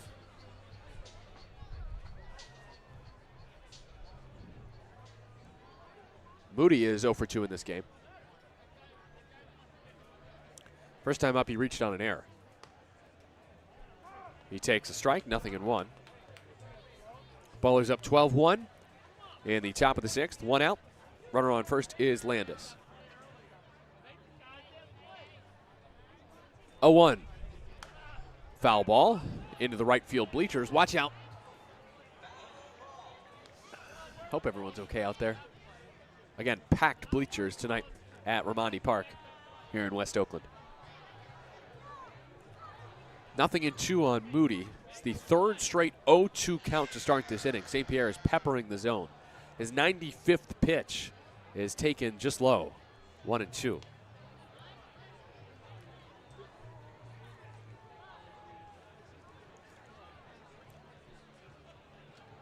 One-two count. St. Pierre's pitch is poked out to right field again towards the bleachers, out of play. Into the stands. Still 1-2 on Moody.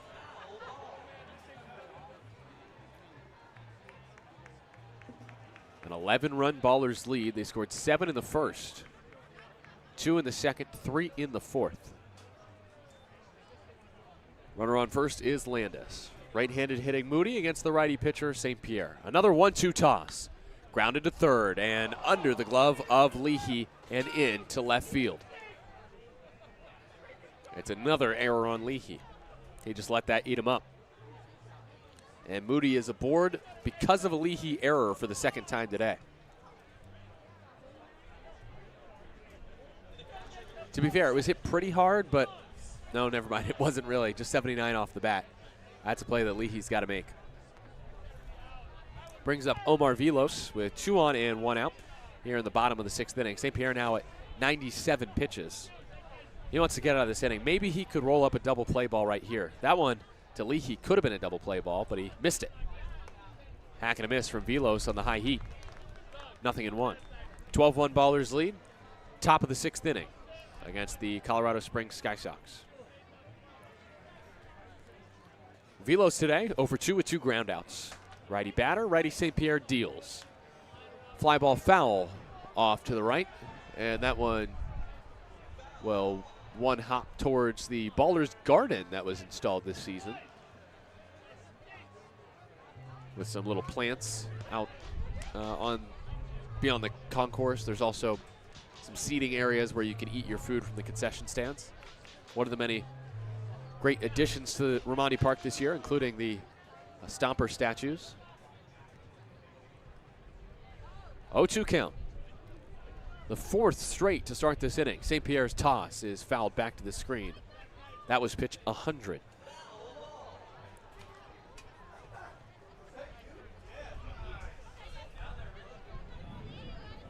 Two on, 1 out for the Sky Sox, trailing by 11 here in the top of the 6th inning. St. Pierre looks at second at Landis. Kicks, fires, and it's challenged. It's called a ball off the plate. Lozano challenges. Which way will this go? Tony Prater called it a ball. But it is overturned to strike 3 on the bottom of the zone. Ring him up. 2 down. So Vilos down looking. Brings up TJ McKenzie, who homered off of St. Pierre in the 5th. Just 1 inning ago. Can St. Pierre get him this time? 12-1, Ballers lead. Top of the 6th inning. Landis and Moody, the base runners. McKenzie, the batter, with his 6th homer of the year in the 5th. He has not been retired today. First pitch from St. Pierre is outside, on the outside corner for strike 1. McKenzie is on a 5-game hit streak and has driven in 4 runs in that span, a double and 2 homers, including his homer today. Righty batter takes just low. 1-1. St. Pierre has worked 6 innings time and time again. He only went 5 1/3 on Sunday at Glacier, but last Tuesday in Kalispell he went 6. 1-1 toss. A check swing, did he go? No. Pitch in the dirt, 2-1. St. Pierre, who led the Ballers in innings pitched this year, has now thrown almost 65 innings this season after throwing 82 2/3 last year. He's always one to give the Ballers length out of the starting rotation. Is 2-1 to McKenzie. Fouled off of Lozano. He'll need a sec. He reaches for a baseball. Tony Prater says, no, give yourself some time. Lozano in his first game behind the dish in 2 weeks. Landis and Moody, the base runners, with 2 outs in the top of the 6th inning. It's a 12-1 Ballers lead here in West Oakland. Tony Prater does a good job behind the plate to give Tyler Lozano some time. And now standing in from the right side is McKenzie.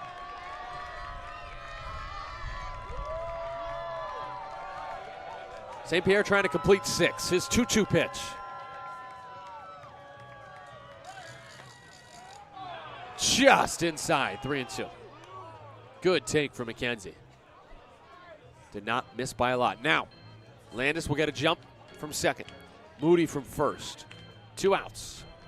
3-2. In the top of the 6th inning, the Ballers lead is 12-1. Sky Sox trying to chip away. St. Pierre wants his man. Pitch number 108 from St. Pierre. He looks home. He goes. He got him. Right down Shakedown Street. Strike 3 called. And St. Pierre has 8 strikeouts. He strikes out the side in the 6th to end his night with a season high 8 punch-outs. St. Pierre with 6 innings of 1-run ball here in West Oakland. The Ballers lead 12-1 over the Sky Sox on 860 AM The Answer.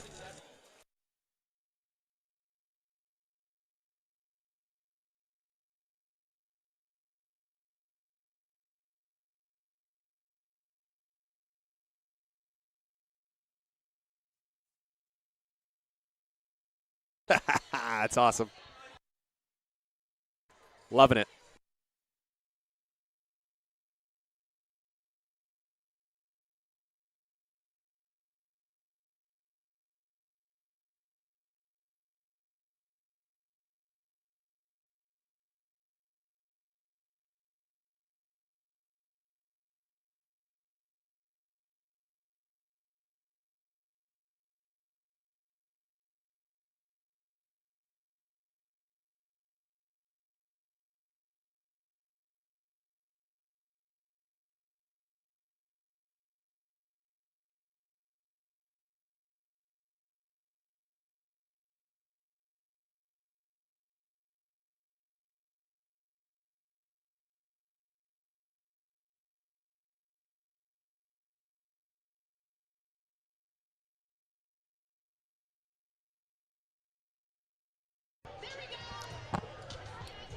Still shaking it down in the bottom of the 6th inning here from Raimondi Park.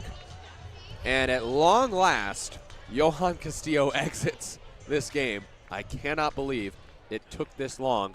On in relief is Michael Lopez, his 2nd appearance of the series for the Sky Sox, as the Ballers lead in the bottom of the 6th inning is 12-1. Lopez, the new pitcher, threw 2 1/3 of scoreless baseball on Tuesday. 1 hit allowed, 2 walks and a strikeout. He's got a 9.75 ERA, though, the lefty this season. This is just his 6th appearance. 12 innings, 19 hits, 13 earned runs, 9 walks, 12 strikeouts. 12 of his 13 earned runs came in his lone start of the year. His first pitch of the inning to Cam Buford is a strike, 0-1. So Lopez on for Castillo, 0-1 on Buford. 12-1 Ballers lead in the bottom of the 6th inning. Buford takes outside 1-1. July 6th against Grand Junction in a 17-7 loss. He went 2 2/3, 13 hits, 12 earned runs, Lopez, and 3 homers allowed. Buford, ground ball, hard hit into the 5-6 hole. Long throw just in time by Martinez Pagani. He is not in the game for his bat as much as he is for his glove. That was a swell play for out number 1. So the day done for Castillo as Tilo comes up. Tyler Lozano with a 2-run homer last time he faced Castillo. That was the 2nd homer allowed by Castillo. Tilo takes ball 1. Give you the numbers in just a second for the starter, Johan Castillo.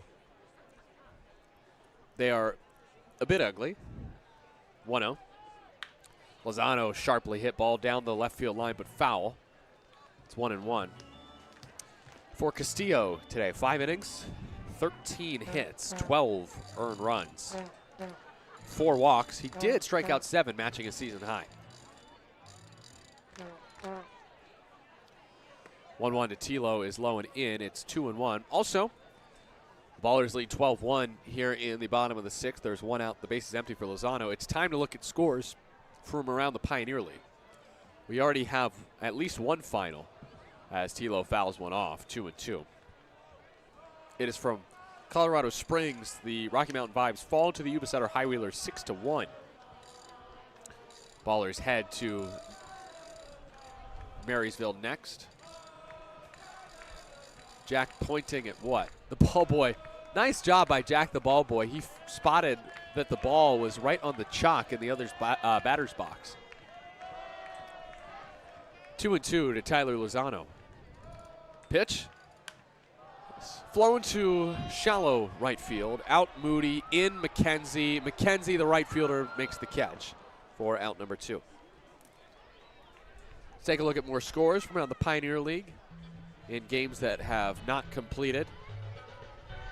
Bottom of the 8th from Ogden. The Boise Hawks lead the Raptors 9-6, but Ogden has the bases loaded with 2 outs in the bottom of the 8th.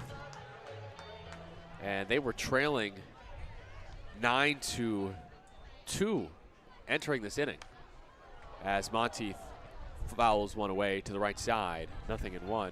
That game in Ogden, similar vibes to the one last night in which the Sky Sox came back and won against the Ballers. Bottom of the 7th in Grand Junction, it's the Idaho Falls Chuckers up 16-10 on the Jackalopes. 0-1. Monteith takes high, 1-1. Bottom of the 7th in Great Falls, it's the Billings Mustangs up 9-4 on the Voyagers.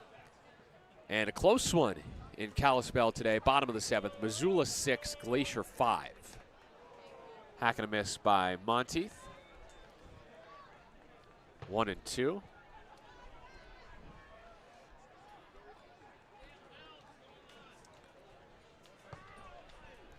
Castillo shakes, or Lopez shakes off a sign, the new lefty in the game. Lopez delivers and finds the inside corner, strike 3. Michael Lopez with his first strikeout retires the side in order in the bottom of the 6th. Ballers still up 12-1 on the Sky Sox heading to the 7th on 860 AM. The Answer.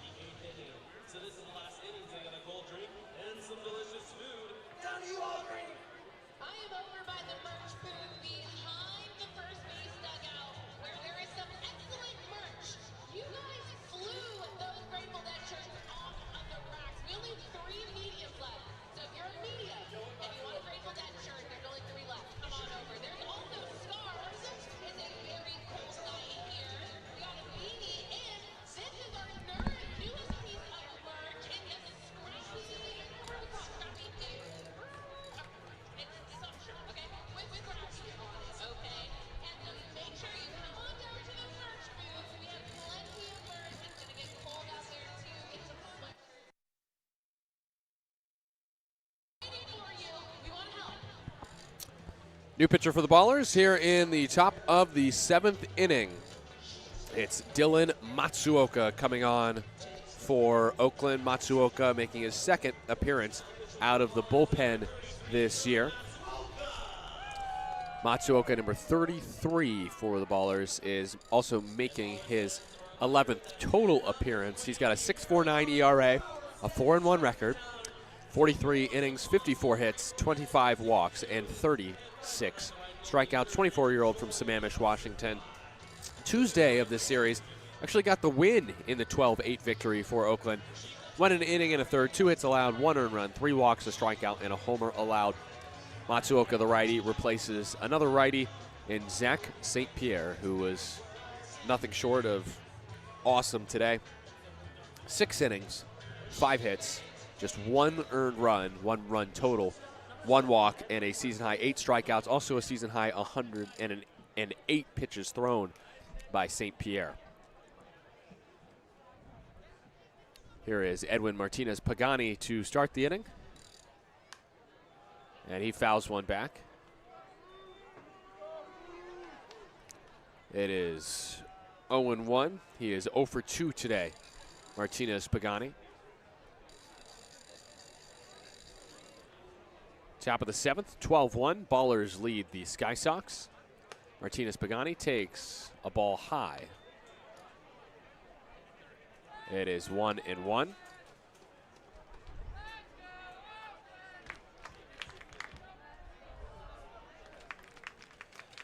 One toss is in for a strike. 1-2.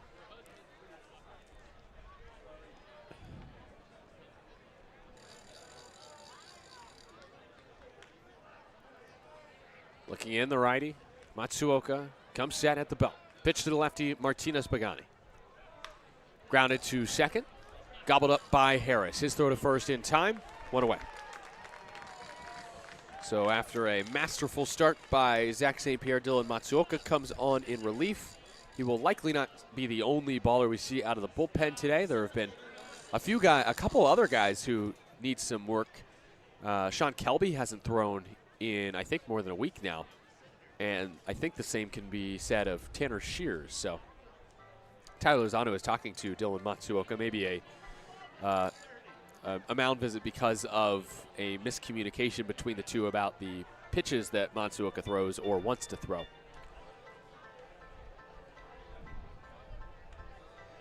It is 12-1 Oakland with 1 out here in the top of the 7th. A big lead over the Colorado Springs Sky Sox. I think it's also time for Where Are They Now as we look around professional baseball to see where some former ballers are and if they've played maybe even tonight, as Roberts fouls one off into the stands, 0-1. I have a feeling Braden Nelson pitched tonight, and I am correct. There we go. Nelly with the save for the Long Island Ducks tonight. Ball flown out to right field, medium deep, maybe a little bit shallow. Santos still racing in, makes the catch.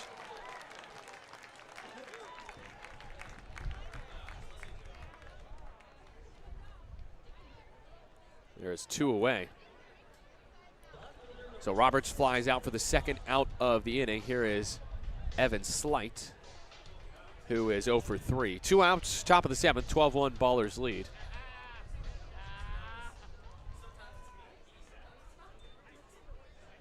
Swing and a miss from Slight, 0-1. Again, on Where Are They Now, we like to look at former ballers and how they're doing, what they've done in their most recent game. And in a 6-5 win for the Long Island Ducks tonight in the Atlantic League, Braden Nelson got the save. Ball bounced foul off to the left, 0-2. Nelly in the game went 1 inning, no hits, no runs. Perfect inning. Love to see it as the Ducks win again to improve to 44-35, beating the York Revolution, who are an even better team in terms of record. Tilo just caught a bounced ball in the bare hand, so he'll need a second.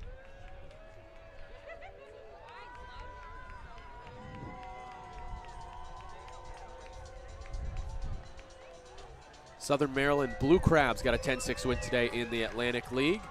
They have Brett Barrera and Dondre Hubbard, who both had big days today. Dondre went 2 for 5 with 2 runs scored. Brett Barrera 3 for 5 with a run scored and an RBI. Pitch fouled off by Slight, still 1-2.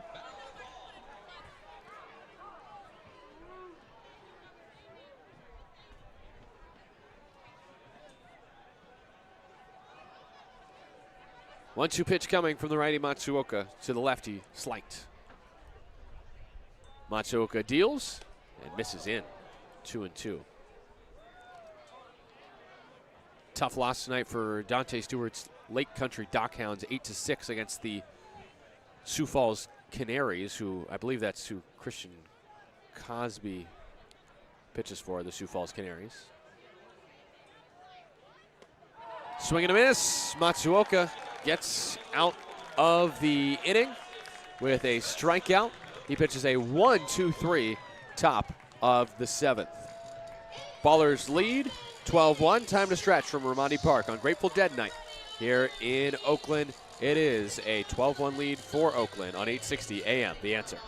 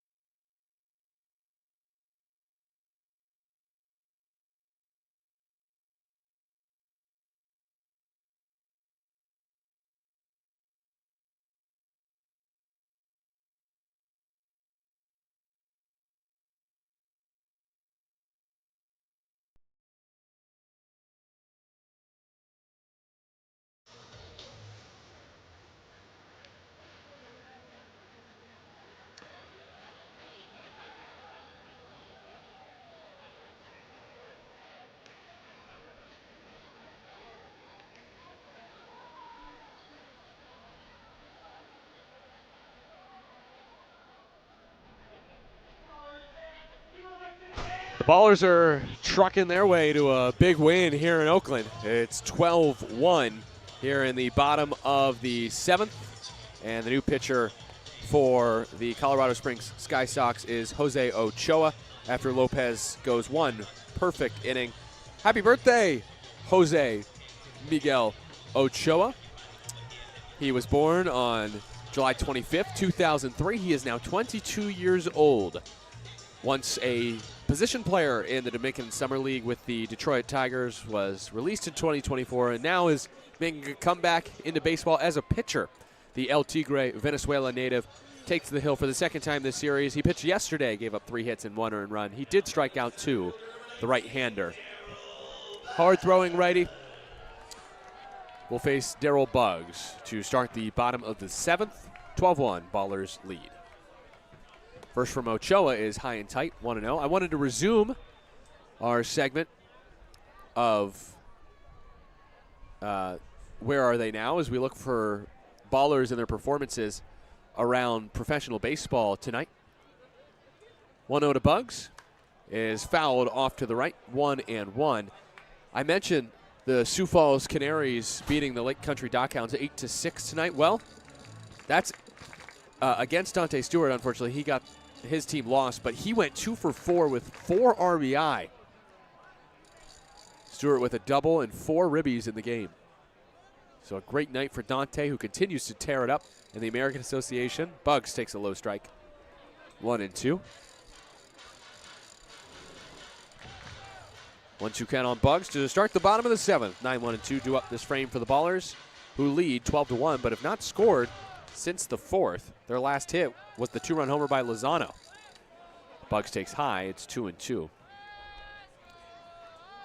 So we've covered the Atlantic League and the American Association. Now let's check on our minor leaguers, our former Ballers now in minor league baseball, to see if they've played tonight.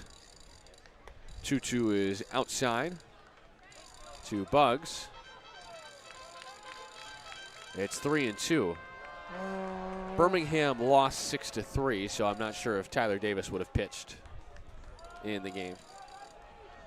And he did not, as Buggs hits it foul off to the right. Still 3-2.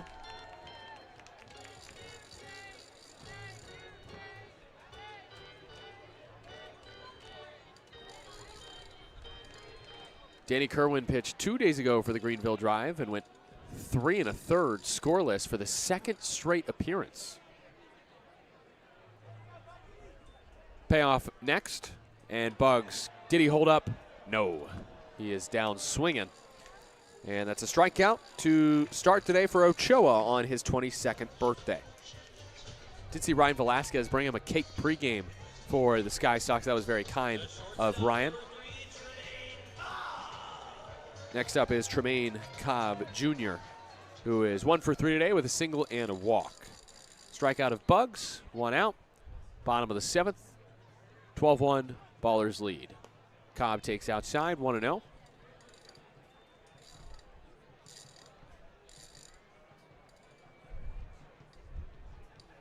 Righty-righty battle here between Ochoa and Cobb. Cobb slices it foul off to the right, 1-1. So I think that'll wrap up Where Are They Now? We've talked a lot about outside scores and events. Nick Kurtz, of course, tonight for the A's with a 4-homer game, the 20th 4-homer game in MLB history. 1-1 from Ochoa to Cobb. Is high, 2-1.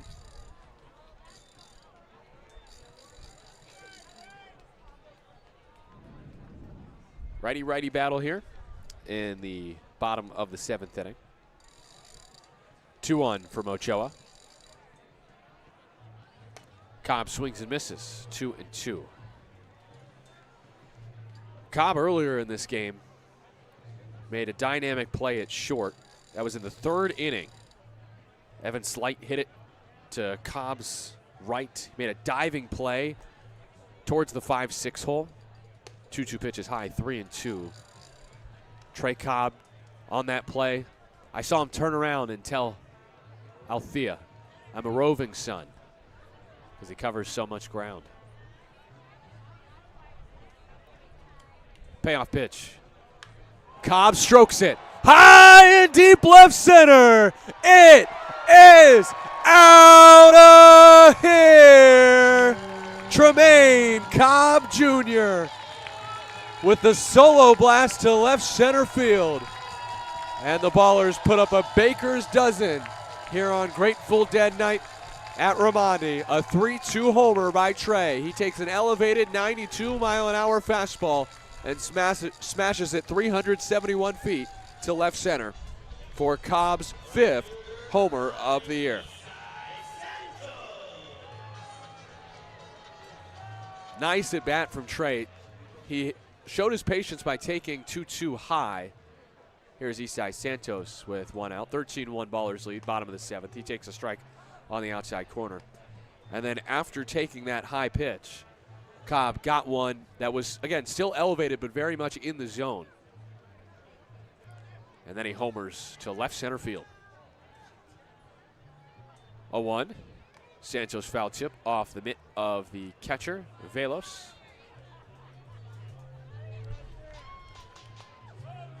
Cobb, who was the crazy thing about the knockout round last night is what happened for Tremaine Cobb Jr., who hit in the first round, and it looked like he would win it because he already had 1 home run. All he needed was 1 more. And then he came up just short on his, what ended up being his 4th out. Santos takes low, 1-2. But then after that, the umpiring crew lost track of how many outs there were for Cobb. And they tried to say there was 5 outs. And, of course, everyone, from us up in here in the press box to the Ballers dugout to the crowd, were saying, no, that's only 4 outs for Trey. And Cobb ended up getting to hit again and swing again, but he did not win the knockout round for the Ballers. Then they would lose in the 4th round in the knockouts. Santos, did he get a piece on 1-2? I think so. Unfortunately, he got Velos, the catcher. And so he's going to need a second. So Santos stays alive. And now Velos, who was already attended to once, will receive some more care from the training staff and his coach, his manager, Dimitri Young.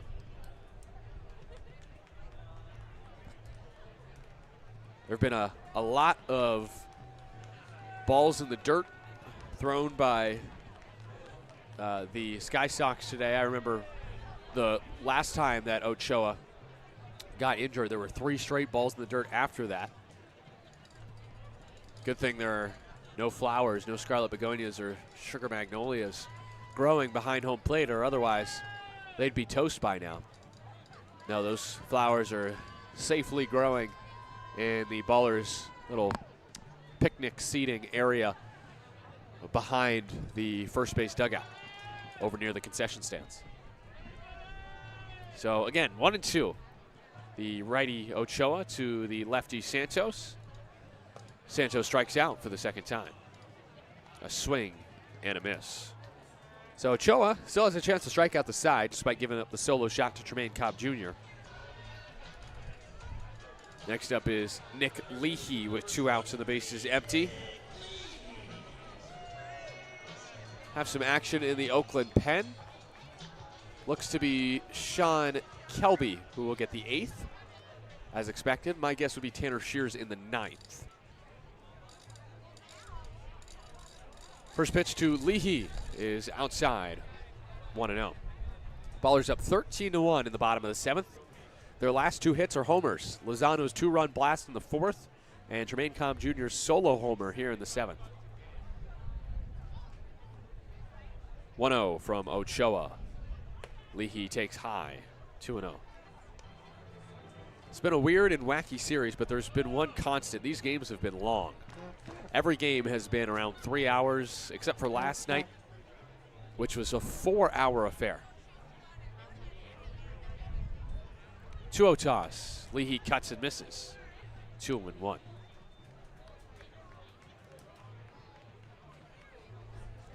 Leahy got to compete in the knockout round last night. He got 1 home run. 2-1 pitch from Ochoa. Outside, 3-1. Also, we are 1 out away from a magic 8-ball 8th inning.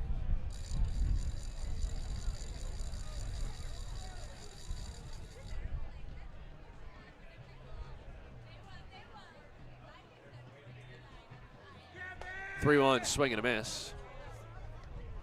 3-2.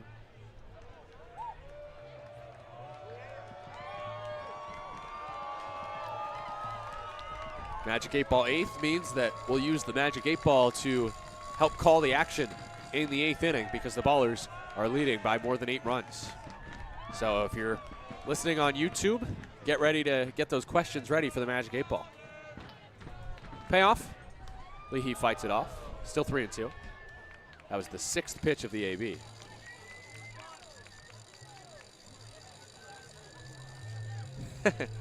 Mass Spectrician on YouTube says, somebody told me Nevada is the voice of the Florida Gators last night. Is that true?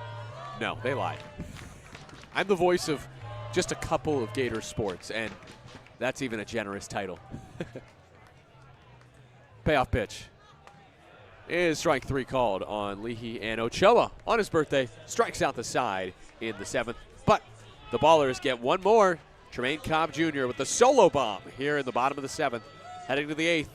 It is Oakland 13 and Colorado Springs 1 on 860 AM. The Answer.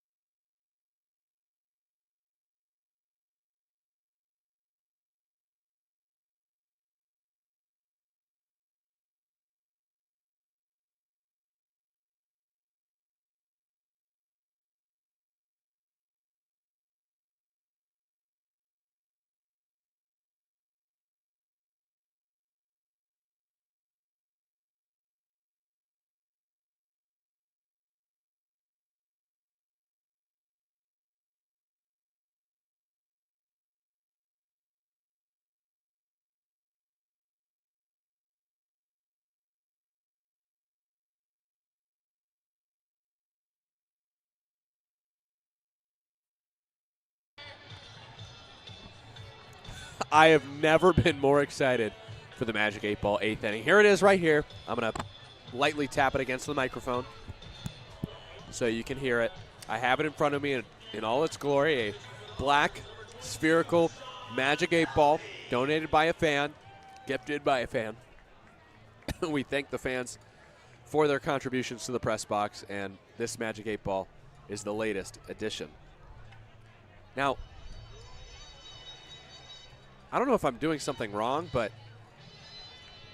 am I having user error right now? Because I can't see the I can't see any results. Am I just holding it as a wrong way?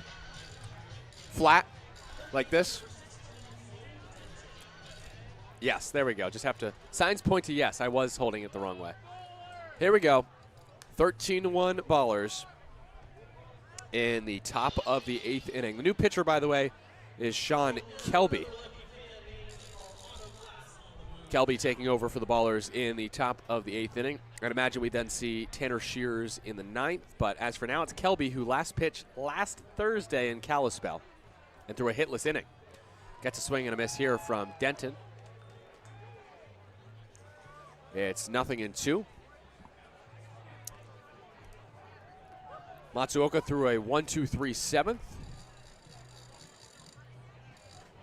Kelby's 0-2 is bounced to third. Leahy scoops, throws on the run in time.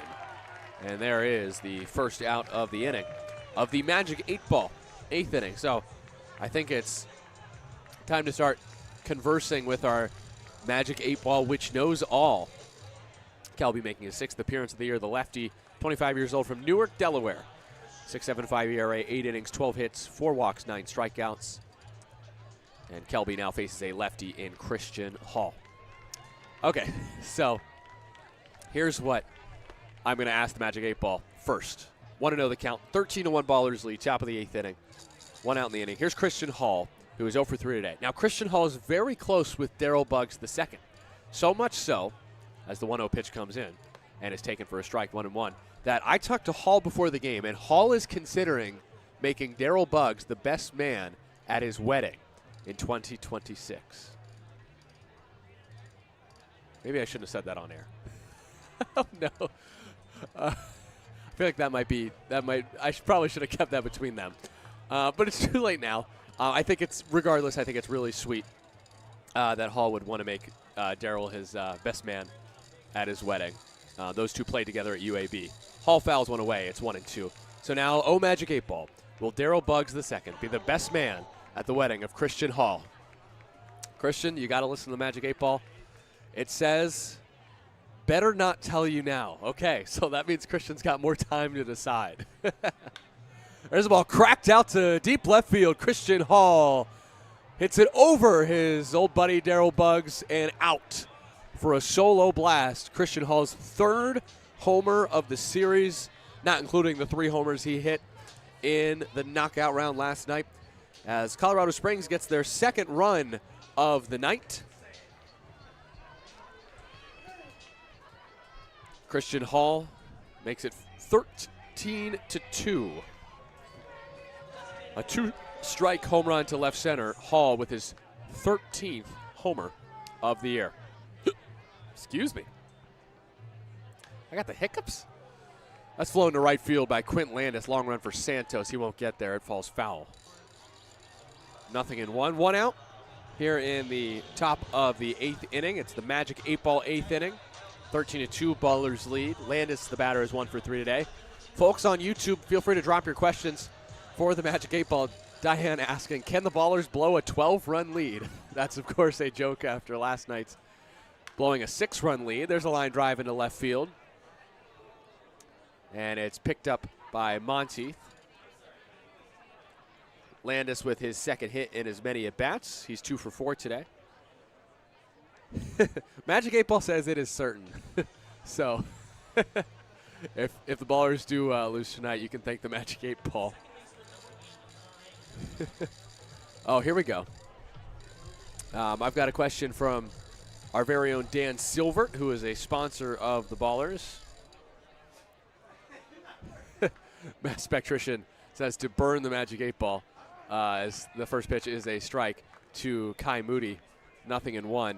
Well, this isn't the Magic 8 Ball that Jeff and Nancy Butts gave to me, so I can burn it. Oh, wait a minute. From the last question, it says cannot predict now, so it's turned over. So maybe things have changed. The Magic 8 Ball has changed its mind about the Ballers blowing a 12-run lead today. It's an 11-run lead now in the top of the 8th inning. 13-2, the Ballers lead. Kelby looking at first. And his next pitch is fouled back 1-2 on Moody. I think a fan made the catch there. Yeah, he did, wearing a baseball hoodie. Made the snag in the back row of the chairback seats to my right. Anyway, the question from Dan Silver, is a UF Gator education more valuable than an ASU Sun Devil degree? That, of course, is pointed at Tyler Peterson. Signs point to yes. Take that, TP. Thank you, Dan, for asking that question to the Magic 8 Ball. 1-2 from Kelby to Moody is grounded to second. Double play chance. Harris flips for one. Cobb to first. In time. 4-6-3. Twin killing. And the Ballers are just 3 outs away from not blowing a 12-run lead here at Raimondi Park. Moody grounds out with the double play to end the inning. And we go to the bottom of the 8th. The Ballers lead 13-2. Magic 8 Ball 8th continues when you return on 860 AM The Answer.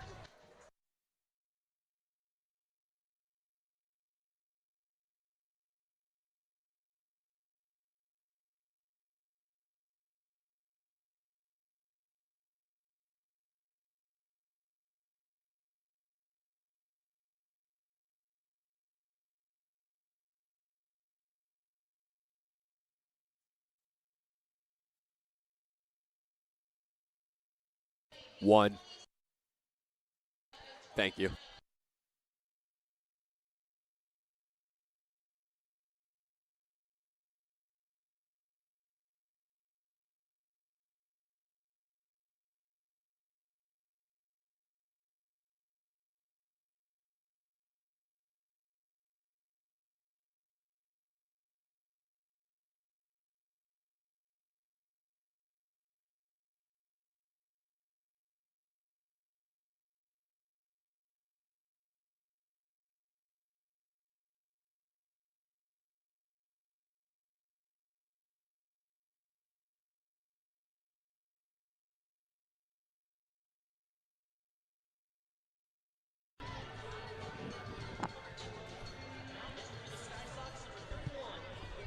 The Magic 8 Ball 8th inning continues in the bottom of the 8th. There's a new pitcher for the Colorado Springs Sky Sox making his Colorado Springs debut today. It is Ethan Ross. His addition sadly means one piece of news that I picked up today for my investigative journalism, that unfortunately Marcus Titiali'i, the former Baller, has been released by the Sky Sox. And we do hope, again, that Marcus can land somewhere where he can have success, because Marcus is a beloved former Baller. He was a stand-up guy. Anyway, Magic 8 Ball 8th inning continues in the bottom of the 8th. And Ethan Ross is in for Ochoa, who gave up 1 run and 1 hit. He gave up a home run to Tremaine Cobb Jr., but he struck out the side on his birthday in the 7th. Ethan Ross is a left-handed pitcher. Pulling up his stats now. He's wearing number 31. He is a former Billings Mustang, and his first pitch of the night to Christian Almanza is a strike. His first pitch as a Sky Sox is a strike, 0-1. 13-2 Ballers lead in the bottom of the 8th. Ross, Thursday, July 17th, his last outing, as he misses low to Almanza, 1-1. He pitched an inning against Rocky Mountain for the Billings Mustangs. 2 years as a Billings Mustang, 9.84 ERA in 15 appearances this year. He also made 2 starts as Almanza takes a ball. 2-1. Okay, back to the important part of this. It is the Magic 8 Ball 8th inning. Feel free to continue to send in your questions for the Magic 8 Ball, as the Ballers are leading by more than 8 runs. 2-2 now as Almanza shoots one foul. So, Magic 8 Ball. Let's see.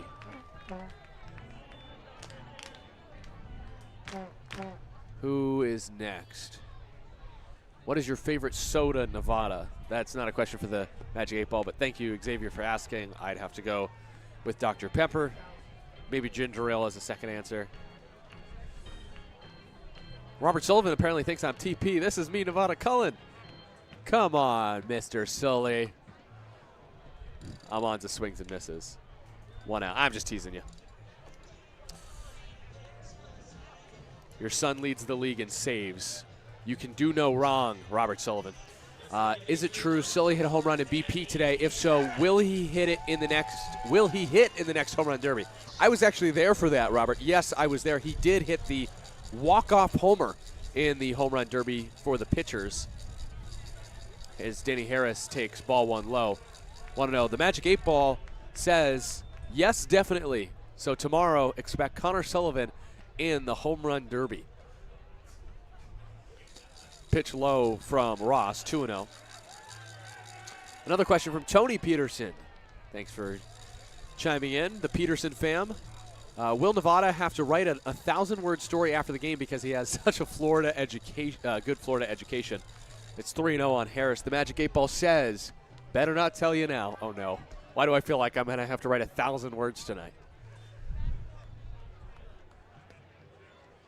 And it's a 4-pitch walk for Harris with 1 out here in the bottom of the 8th.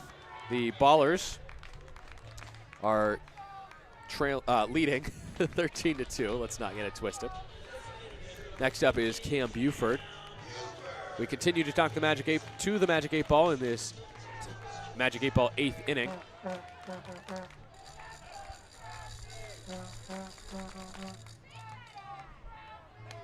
Next is outside to Buford, 1-0. All right, what other questions do we have?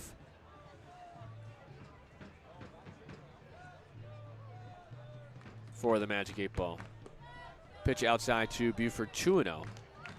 6 straight balls thrown by Ross. I asked my mom who the best baller is. She told me it was Collier.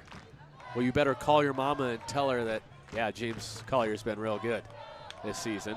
Buford strokes 1 to center field. Roberts is right there, makes the catch for the 2nd out. Harris has to retreat to first. Next up is Tyler Lozano with 2 outs in the Magic 8 Ball 8th. We're down to 1 more out. Any last-minute questions? Will we win against YOLO? Xavier Garcia asks. It's a very simple yes from the Magic 8 Ball.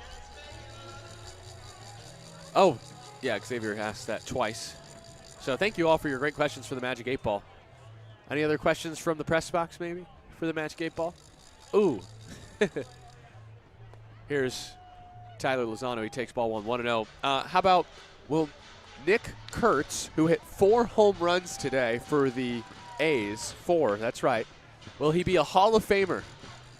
I know I'm asking this way too early. Outlook good. All right. Congrats, Nick, on the achievement. Kurtz is Giambi 2.0 according to Ian. Yeah, that's for sure. 4-homer game today for the A's. 2-0. Fouled back by Lozano, 2-1. 13-2 Ballers lead here in the bottom of the 8th inning. I have a more I have a more specific question to add on to what Robert Sullivan was asking. Will we see more than 1 pitcher in the home run derby the rest of the season? Lozano takes a strike, 2-2. Magic 8 Ball says, concentrate and ask again. Okay. Will we see Sully and I'm going to guess Dylan? No, Dylan's a starter. Will we see James Collier hit in the home run derby as well this season? As Lozano gets, I think, hit in the foot, and catcher Vilos cannot find the baseball. Harris is taken 3rd. Might as well. Ask again later. Okay. Magic 8 Ball does not know. 3-2 on Lozano as Harris advances to 3rd on the wild pitch. 2 balls, a foul ball, a strike looking, and then another ball, so it's full on Lozano. Crowd wants him to get another homer. It would be Lozano's first career 2-homer game. payoff from the lefty Ross. Lozano fights it off, still 3-2. Here's one, Pat Monteith, who's been catching for the Ballers at some point. He can play every position, and I want to know, will we see a baller play every position in a game this season? Magic 8 Ball says it is decidedly so. Okay. Another payoff pitch from Ross, and Lozano fouls it past James Harris over at first. 3-2. See if I have any other questions from the Magic 8 Ball, for the Magic 8 Ball. Ooh, will Booney be early to another game this season? Our scorekeeper is famously always right on time, but never 4 hours early. Concentrate and ask again. Will he show up 4 hours early again this season? Reply hazy, try again. Foul ball. I think what's happening, as there's been 8 pitches in this at bat to Lozano, he'll see a 9th, is the Magic 8 Ball, like me, is confused at the idea of Booney showing up early for a game.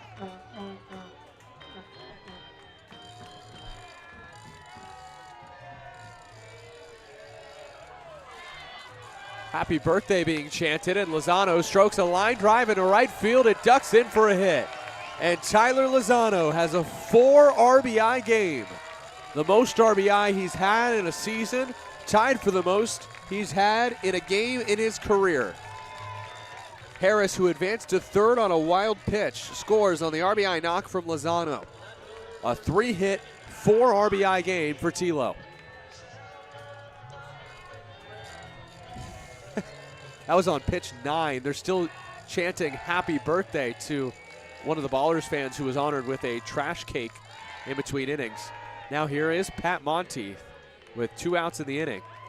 First pitch hack, he fouls it back, 0-1. 14-2, Ballers in front over the Sky Sox in the bottom of the 8th inning.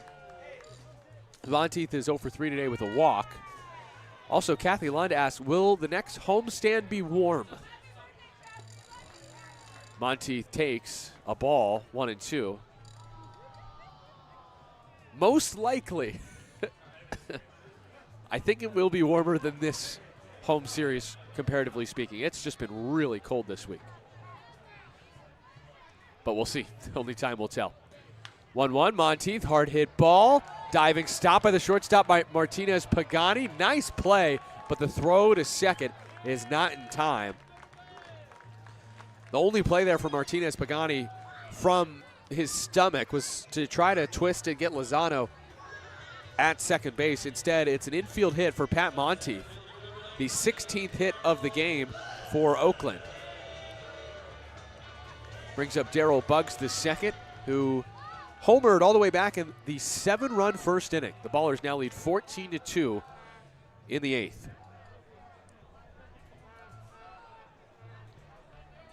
Bottom of the 8th, 2 outs. Buggs, first pitch swinging, fouls it into the netting, off to the right, 0-1. Buggs in this game is 1 for 4 with his 3-run blast. If he can drive in Lozano from second, he'd have a new career high in runs batted in. 0-1 pitch. Buggs bounces it sharply, 2 hops to the shortstop, Martinez Pagani. He goes the short way to second. And stumbling into the bag is Moody for out number 3. 6-4 put out ends the side. The Ballers get 1 more run on 2 hits. They leave a pair.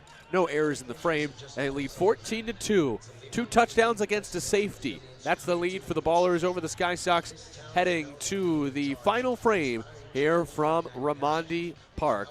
The Ballers in control and seeking 3 more outs. There will be a new pitcher for Oakland. We'll tell you about him when you return on 860 AM. The Answer.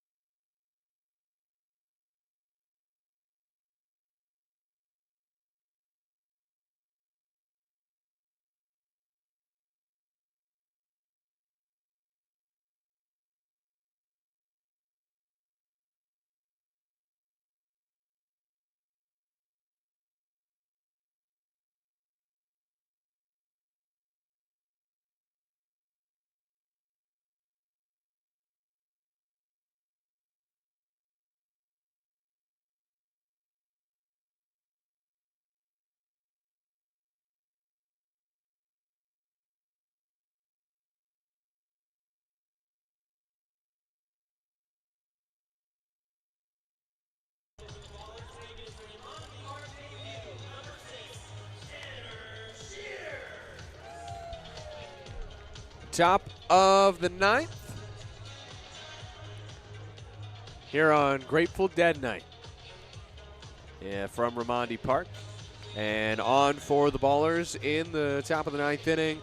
In for Sean Kelby, it is Tanner Shears making his second appearance of the season and making his home debut for the Oakland Ballers with a 14-2 lead. He needs 3 outs to give the Ballers the win. Shears is in for Oakland, who last pitched 8 days ago against the Glacier Range Riders and did not record an out, 3 walks, 2 batters hit by a pitch. He gave up 3 earned runs in his Oakland debut. Now, that is not a good line, and that is just something that Shears is trying to work through. So, again, this is why he's in a 14-2 game. The wild pitches will come, but can he start finding the zone? That's the key for Shears. And his first pitch of the day is outside for ball 1. He takes over for Kelby here in the top of the 9th. Kelby went an inning, gave up 2 hits, and 1 run. Shears, 6'3", 26 years old, from Modesto. His next pitch is swung on and missed, 1-1. High fastball. Actually, that's not the fastball. That's 89 from Shears. He does throw harder than that. 1-1 pitch from Shears. He rears back and fires 91 low.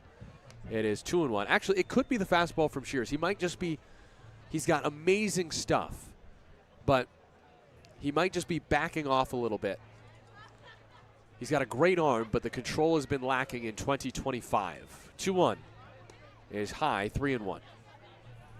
So the story from Shears, basically, he was a junior college product, then went to the University of Illinois Chicago, then went to the pros, indie ball, played for Chicago of the American Association. 3-1, swing and a miss, 3-2. And he was an organizational all-star with the Brewers in 2023 after an amazing year, 1.45 ERA, but then got Tommy John in 2024. And then in 2025, he struggled with the command, a lot of walks, a lot of hit batters, a lot of wild pitches. And so, can he correct that and get back to himself? Fastball, last one was 91, chased high.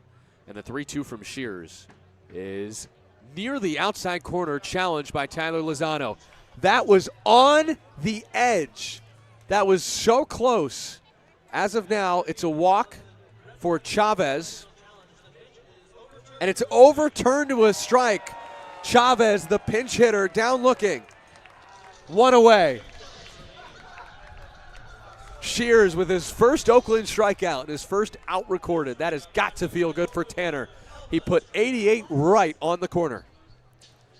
And if he can start commanding like that, he can have some success here in Oakland.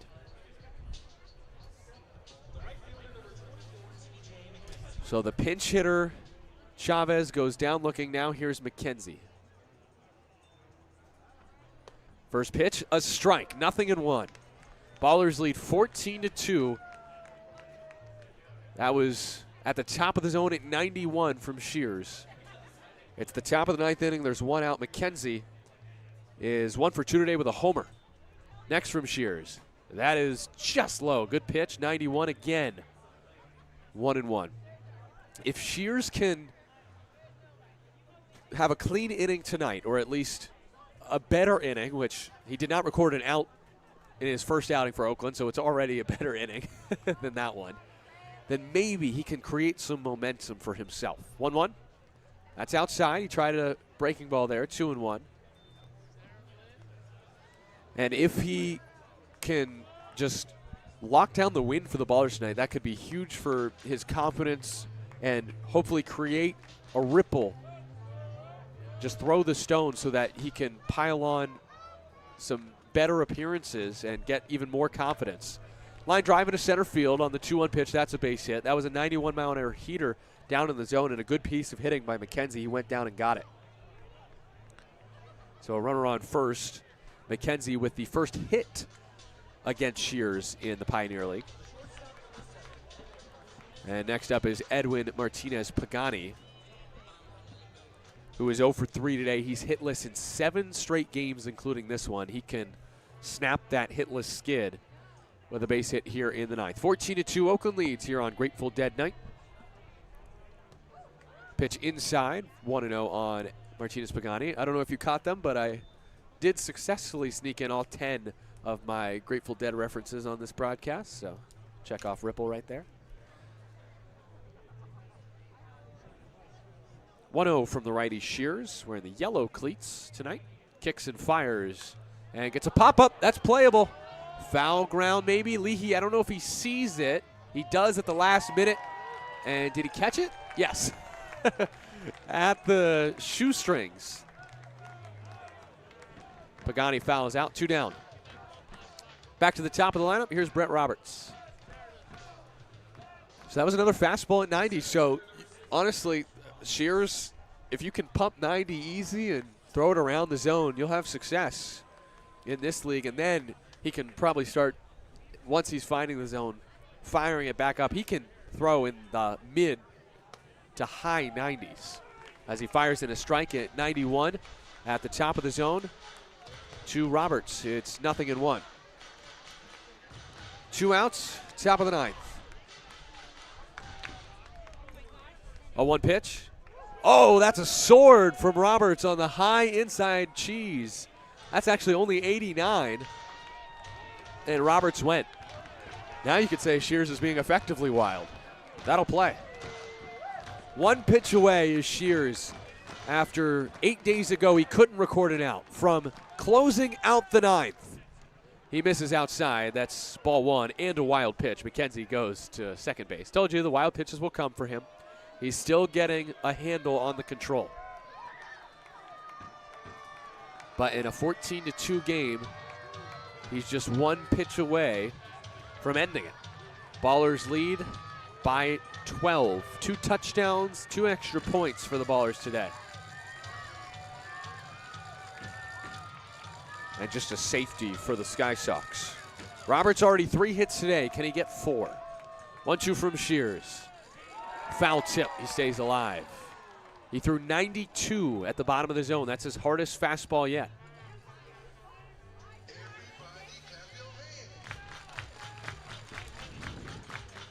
On Grateful Dead night at Raimondi, the vibes have been high ever since a 7-run first for Oakland. Zach St. Pierre went 6 innings of 1-run ball with a season-high 8 punch-outs. Colorado Springs has a couple of solo shots tonight, but that's all the offense they've mustered. Brett Roberts has 3 hits, a double and 2 singles. He's 3 for 4. He just fouled off 92. Next from Shears is bounced foul of third. That was an off-speed pitch. The changeup from Shears, and that faded inside. That's a great 1-2 pitch. And Roberts did well to fight it off. Just a bit shy of 3,000 tonight on a cold Friday night in Raimondi. The first half champion Ballers against the second half upstarts in the Colorado Springs Sky Sox. Ballers have dominated tonight after a heartbreaking defeat last night. 1-2 from Shears. Swung on and missed, strike 3. Shears throws the changeup and strikes out Roberts, his second punch out of the game. And Roberts pitches Shears pitches a scoreless 9th inning in his second appearance for the Ballers. He gets the final 3 outs, no runs, 1 hit, no errors, and 1 left. Tanner Shears with 2 strikeouts in his second appearance for Oakland, and the Ballers win 14-2 here in West Oakland. This was a good one. The Ballers get the victory here in Oakland. They win 14-2 with a 7-run first inning and a gem from Zach St. Pierre. Darryl Buggs had a 3-run homer in this game. Tyler Lozano a 2-run shot. Tremaine Cobb Jr. a solo bomb for the Ballers. And the Ballers end up winning 14-2. They snapped their 2-game win streak as well. And that prevents them from losing 3 straight for the first time this season. We're going to have a post-game interview, and it is good to be rejoined by the one and only Tyler Lozano, and he will be interviewed by Casey Pratt. Also, Zach St. Pierre is going to join in on this post-game interview. Let's send it down to the field. Here is Casey with the 2 heroes of tonight's game. All right, thank you, Tyler. I'm here with Tyler Lozano and Zach St. Pierre, and Aubrey's on the camera. We're reversing roles here. Tilo, I know you just came back from injury, had a huge game, but first, you got to tell me about what was working for ZSP. I mean, that's just Zach's game. He goes out there, competes and throws the ball every time he gets out there. So, it makes it easy on me and makes my job a lot easier. Just calling what needs to be done, and he executes. Now, when Kiana's here, you always pitch better, right, Zach? Like she was out there rooting you on, and you pitched amazing. So, what do you have to say about that? I mean, she was worried about our pregame plans, and I told her, I said, I'll pitch fine because you're going to be in attendance, and it always works out that way. Perfect. Good luck, Charm. That's beautiful. Now, I asked Tyler about you. Let's have you talk about him because he was your catcher today, coming back from injury, had a huge game, hit a home run, drove in another run. This dude absolutely picked up right where he left off, right? Yeah, I mean, me and Tilo, this is our second year together, and time apart doesn't really affect us. We're always on the same page, and he always knows what works for me, and even if I know something's not working, he sees something, he does all the hard work. I just throw the ball. And you had to hear those, oh, Tyler Lozano chants, man. I mean, a big day as you return. You hear O'Hara over there chanting it right now. Putting up a football score. Good to get back in the win column, right? Man, it's great to be in the win column again. I mean, we're just a bunch of guys that want to come out here and compete. Those 2 losses were something that we needed, and, we're looking forward to the rest of the second half. All right, let's go. ZSP, Tyler Lozano, Tilo. Back up to you, Tyler. Thanks, Aubrey. Let's go to the post-game show. 14-2, the Ballers beat the Colorado Springs Sky Sox here in Oakland. We'll be right back on 860 AM The Answer.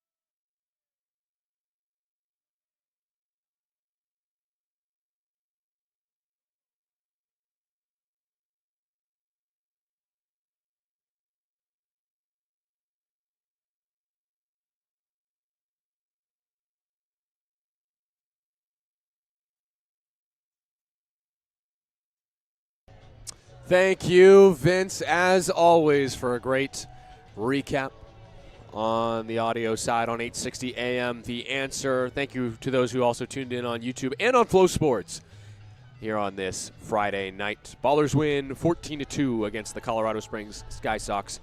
It is time for the post-game show. I'm Nevada Cullen, filling in for Tyler Peterson, who will be back on Sunday. And also big shout out to Vince in our 860 AM The Answer studios. Ballers with a 14-2 win tonight, and it all happened very early on. Zach St. Pierre pitched a scoreless first, struck out the last two in that inning. And then in the first inning, the Ballers just ambushed poor Johan Castillo today. Single by Tremaine Cobb started it. I believe that was a 2-strike single as well. And then Isai Santos walked. Nick Leahy began the scoring with that RBI triple. Christian Almanza walked. Danny Harris, an RBI single, made it 2-0. Tyler Lozano made it 3-0 with an RBI knock. And Darryl Buggs eventually, the 9th batter of the inning with a 3-run homer, his 3rd homer of the season, makes it 7-0 Oakland.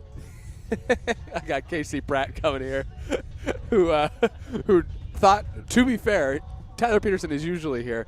And, Casey's hopping on the mic. What's up, Casey? Let me just say in my defense that Tyler Peterson is so committed to his craft. He never misses a game. That I was texting him the entire 9th inning, and we were discussing who the player of the game interview is going to be and all these other things. Oh, my gosh. I was like, That's it's why you thought ZSP, and he's like, it should be Tilo and ZSP. And I'm like, dope, let's do it. And then so I tossed to Tyler, presuming Tyler was here, because we had literally planned the entire post-game interview together. He should have just responded and said, I'm not here, dude. Yeah, just text Nevada, leave me alone. Yeah. Well, appreciate your work, Casey. Great job on that post-game interview. It was a great post-game interview. You didn't hear my reply. You wouldn't have. Did Tyler tell you what I said? I heard that you said thank you, Aubrey. Yeah, I did. But Aubrey did. She did deserve a thank you because she was filming it. Yeah, we decided. Yeah, we decided right beforehand. Let's just do a little switcheroo. So. Oh man, that's how we do it. Casey, while you're on, you want to give your thoughts on this game?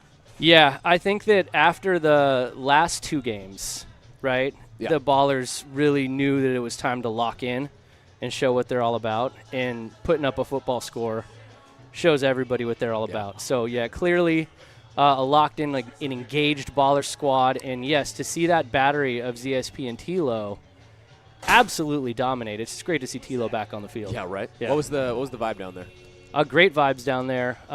People were jealous. Yeah, a little jealous that I was shooting all the Grateful Dead T-shirts into the crowd and not handing them out in the dugout. But it was a great vibe down there. The boys were loving it, and yeah, it's great to be back in the win column, Nevada. That's awesome. Great job tonight, Casey. Great work as always. And Ballers win again, 14-2 tonight. This is a pretty tough Colorado Springs team. So at least in the second half, they really played like it. So to win like this tonight, it really did take a great start from Zach St. Pierre and a fast start offensively. Yeah, thanks, Tyler. Thank you, Ben. All right, so to recap again, as Casey stands in, Ballers led 7-0 after the first inning tonight. They got 2 more in the second. They got 3 more in the fourth with a Tyler Lozano 2-run homer. They got a solo shot by Tremaine Cobb Jr. in the 7th, and then an RBI single by Tilo in the 8th. So Tyler Lozano ties his career high with 4 RBI in the game. And the Ballers hit 3 homers to back up Zach St. Pierre, who went 6 innings, 5 hits, 1 earned run. That was the homer by TJ McKenzie, and 1 walk, 8 strikeouts, 188 pitches, a season high in Ks for Zach St. Pierre. As he improves to 5-3 this season, Johan Castillo falls to 4-4. Final line score: 2 runs on 8 hits, 1 error for Colorado Springs. Oakland with 14 runs on 16 hits, 2 errors. Game started at 6:37. Local time finished at 9:25. Pack time, total time 2:48 on this Friday, July 25th. Attendance 28-21 on a 62-degree night. Cloudy skies here in West Oakland. Are there any other scores from around the league to check real quick? Let's see. Oh, Missoula beats Glacier again, 6-5. That's 3 straight wins for the Paddleheads as they keep pace. Crazy game out in Grand Junction, bottom of the 9th. The Jackalopes, I think they are about to walk it off. Jackalopes have just tied at 16-16 in the 9th against the Idaho Falls Chuckers. So if you thought last night's game was crazy, 16-16 in Grand Junction tonight. And trying to figure out Evan Scavato had a game-tying single in the bottom of the 8th. It feels like, yes, 3 in the 7th, 3 in the 8th. So Grand Junction, once down 16-10, have tied that game in Grand Junction, and they hope to walk it off and win it against the Chuckers. Final from Great Falls, 9-6 Billings beats the Voyagers. And Boise holds on against Ogden and wins 9-7. Well, that does it for today's broadcast here from Oakland, California, Ramadi Park. Our final score, Ballers win by 12 by a pair of touchdowns, 14-2, a final in 9 innings. Big thanks to those who helped make the broadcast possible, including Ballers co-founders Paul Friedman and Brian Carmel, Ballers assistant general manager Tyler Peterson, Brendan Colthurst, Isabella Haberman, Casey Pratt, Aubrey Tolliver on camera today. Thank you to our wonderful camera crew, to Ben Verhoek for clipping our highlights. Also wanted to shout out Virch. Thank you. I unfortunately am not Tyler Peterson, and I don't have a way to contact you. I'll work with Tyler on finding a way to do that with that. But thank you to our fantastic crew at Virch for getting us on the air tonight on Flow Sports. And also, big shout out to Vince tonight on 860 AM The Answer. Vince is always amazing and does a great job on those post-game recaps on the audio side. But tonight, especially with the Grateful Dead songs in between innings, that was a big hit. So thank you, Vince. Also, big thanks to you, the listener. We'll have more baseball coming up. Our coverage of Saturday's Game 5 of the 6-game series will start at 4:30 pack time on 860 AM The Answer and on YouTube. We hope that you can join us. Again, our final score, Ballers 14 and the Colorado Springs Sky Sox 2. The Ballers snap their quick 2-game skid and even the series at 2 games apiece. I'm Nevada Cullen saying so long and thanks for listening to Oakland Baseball on 860 AM The Answer.